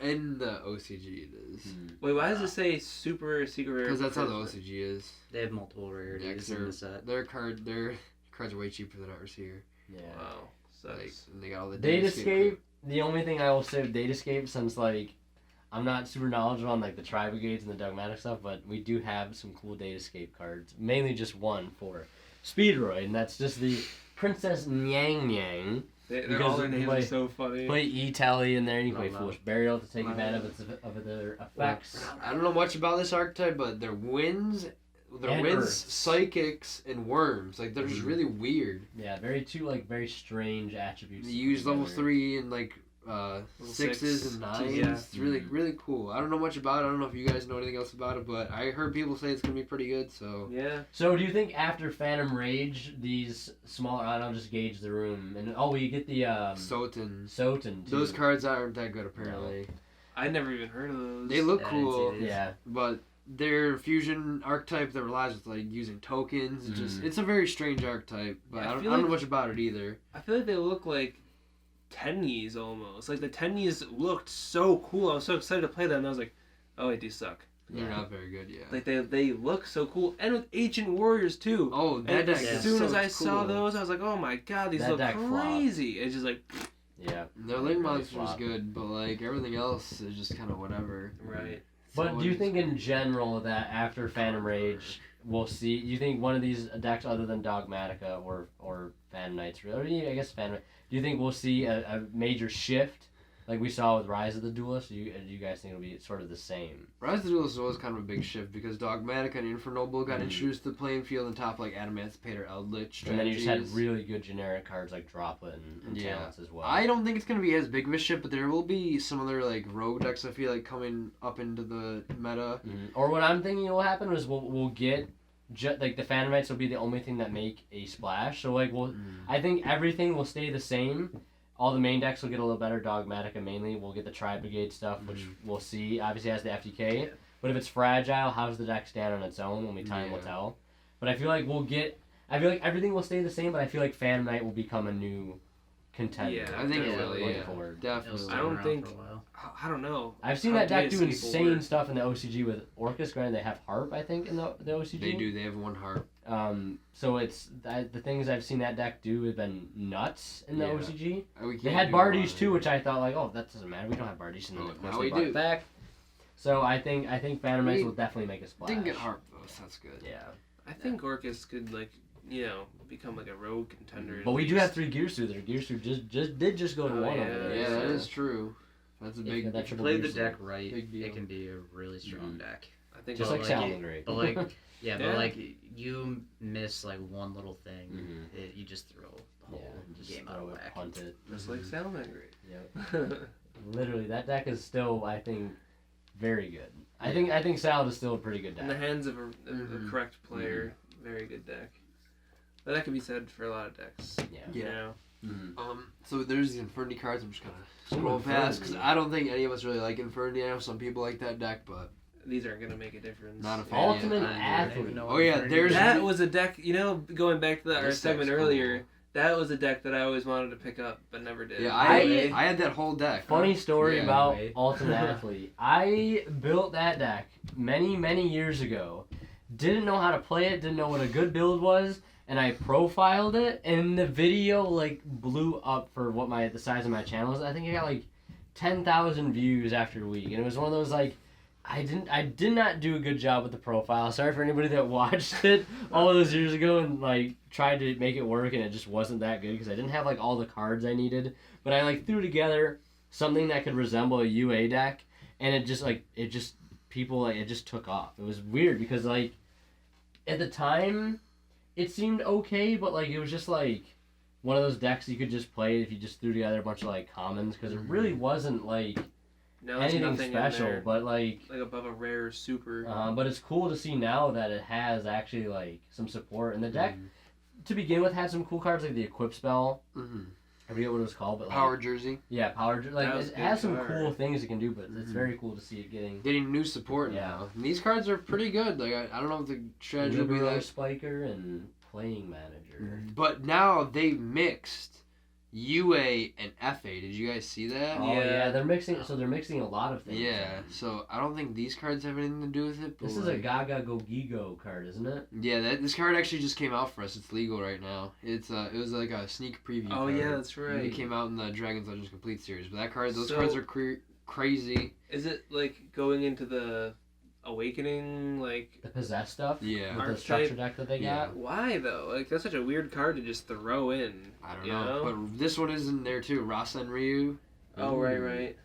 It's really cool. It's just the same one but for wins. You need a spell. You just send a spellcaster win special summon from your deck. And then we get the final Gizmek. Final Gizmek. Quote unquote final Gizmek, but I mean that Is it should just be because it's the all- last attribute? Yeah. Yeah. It's the Cyclone. one. Wolf, right?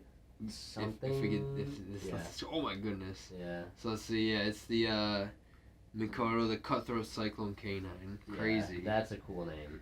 Oh, and then this card. This card is like people are saying the new Pankratops, the Zoo King Alpha. This What a guy's name. nuts. Like, especially in Zoo, this card is absolutely crazy. Turn one beast. Beast warrior and our winged beast monster control up to the number of face-up monsters your opponent currently controls.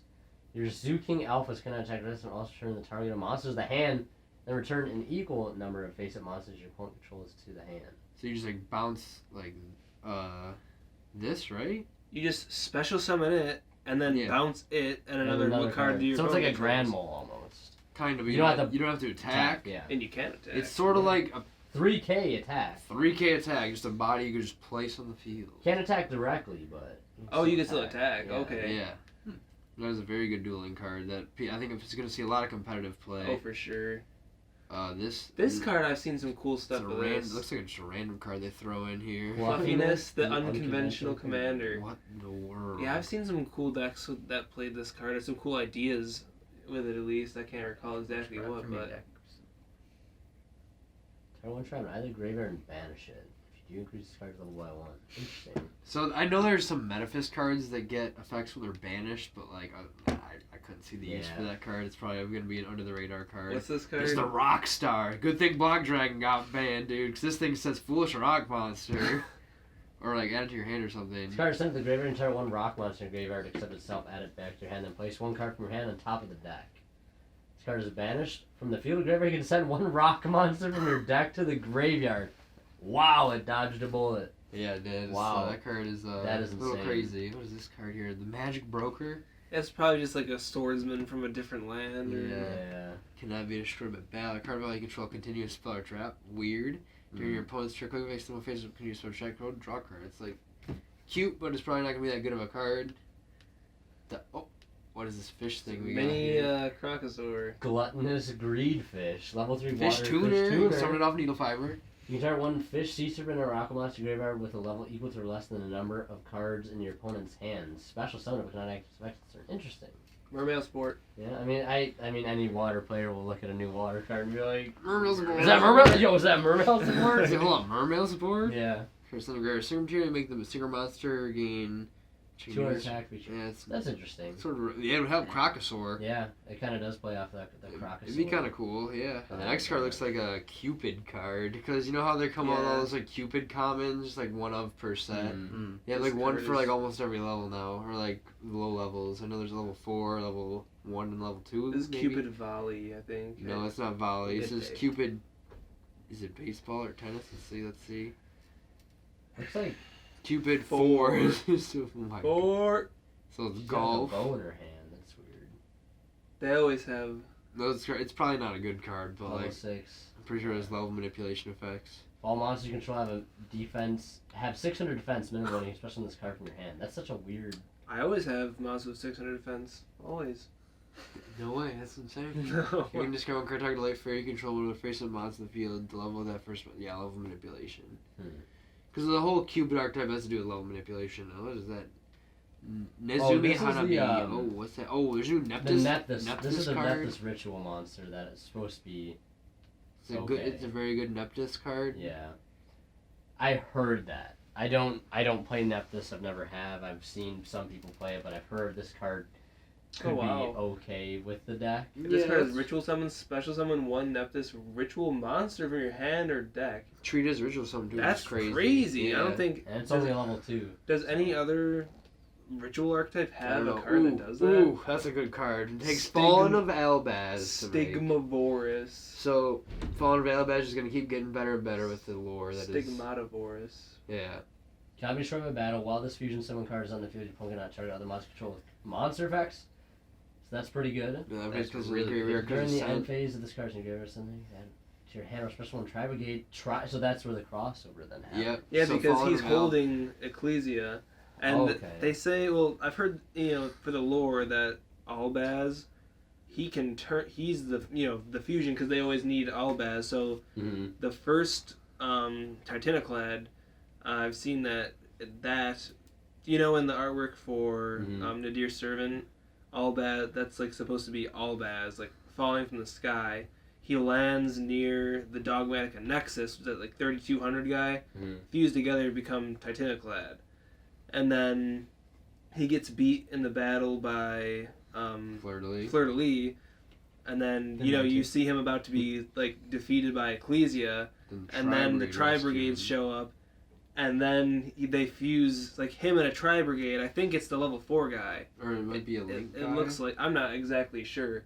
But they fuse into that, take Ecclesia, and then in the one artwork on the Tri-Brigade trap card, the one Tri-Brigade Link 2, I think, is like holding Ecclesia, and then like the Link 4 is like shaking, or like, making peace with Albaz. But yeah, so Albaz turns into like whatever he's near and just like fuses with it. Like that's just so cool. Like such cool lore to me. It's a beast monster too. Yeah, so it's definitely fused with a Tri-Brigade. Yeah, it's really cool. That's a lot of cool crossovers in this set. And especially if they Fallen of Albaz just keeps getting like a new support card each set, like it'll become so good. It'll become because he's really like, good. Yeah. What is it, Super Poly? He's just a Super Poly, but a monster. Contact fusion type thing. No, his effect fusion summons. Okay. So you discard a card and then fusion summon using a monster him and your opponent controls. Yeah. They can respond to it, right? It's not like something broken like that. Yeah. Okay. Yeah, you can definitely respond. Still gotta discard though. Very cool. Well, we've been going for like over 2 hours now. I know. So. I saw that. I saw that. We kind of got off the topic a little bit, but so we kind of got to wrap it up here, I think. Yeah, I mean, final thoughts on Phantom Rage? I mean, it's gonna be an interesting set. Definitely not the craziest, but a lot of decks will get lots of good support. So Rise of the Duelist, but there's cool stuff in there. There's lots of crossovers. The Phantom Knight stuff I think will be the most impactful. Yeah, that'd be cool to see. Can't wait for those. Yeah, and then when does that set come out? November? Very first week of November, I believe. So just a little bit over a month. About so. Month and a half. Yeah, a couple months here. But that's it. Support than PS5. Yeah, PS5, baby. I thought they didn't have a release date for that. November 12th. Yeah, pre-orders were just happening like crazy. Apparently you can't get them anywhere anymore. Like Amazon went crazy. I don't want one at the launch. There's no good games until Demon Souls, bro. Until Black Ops Cold War comes out. Demon Souls, baby. Demon Souls. I've never played. Neither have I. Might be my chance to play. You're about to get a PS5. Let's go, baby. Just gotta secure the PS5, as they say. Well, that's gonna do it. This one, 2 hours. I think that's a decent time. 1.5 to 2 hours. We'll see. It's the first one. We'll work out the kinks. We'll see how it goes. We'll see how the audio is. Right now, we only have one mic set up. Ideally, might get some like lab mics soon for everybody to wear like a lapel mic to get everybody more audio without having a bunch of mics set up on the table or things like that. But let us know some feedback. Maybe give us some topics for the next podcast. I don't know who will be the cast of the cast. It's probably be changing. It'll be 2 to 4 people going forward. So let us know what you guys think. Feedback helps. Let me know in Discord or wherever. Thank you guys for watching. Thank you guys for doing this stupid podcast. Thanks for having us. No problem. Shooting the crap about Yu-Gi-Oh! Yes, absolutely. So I appreciate that. Thank you guys for watching. We'll see you guys in the next one. Thank you.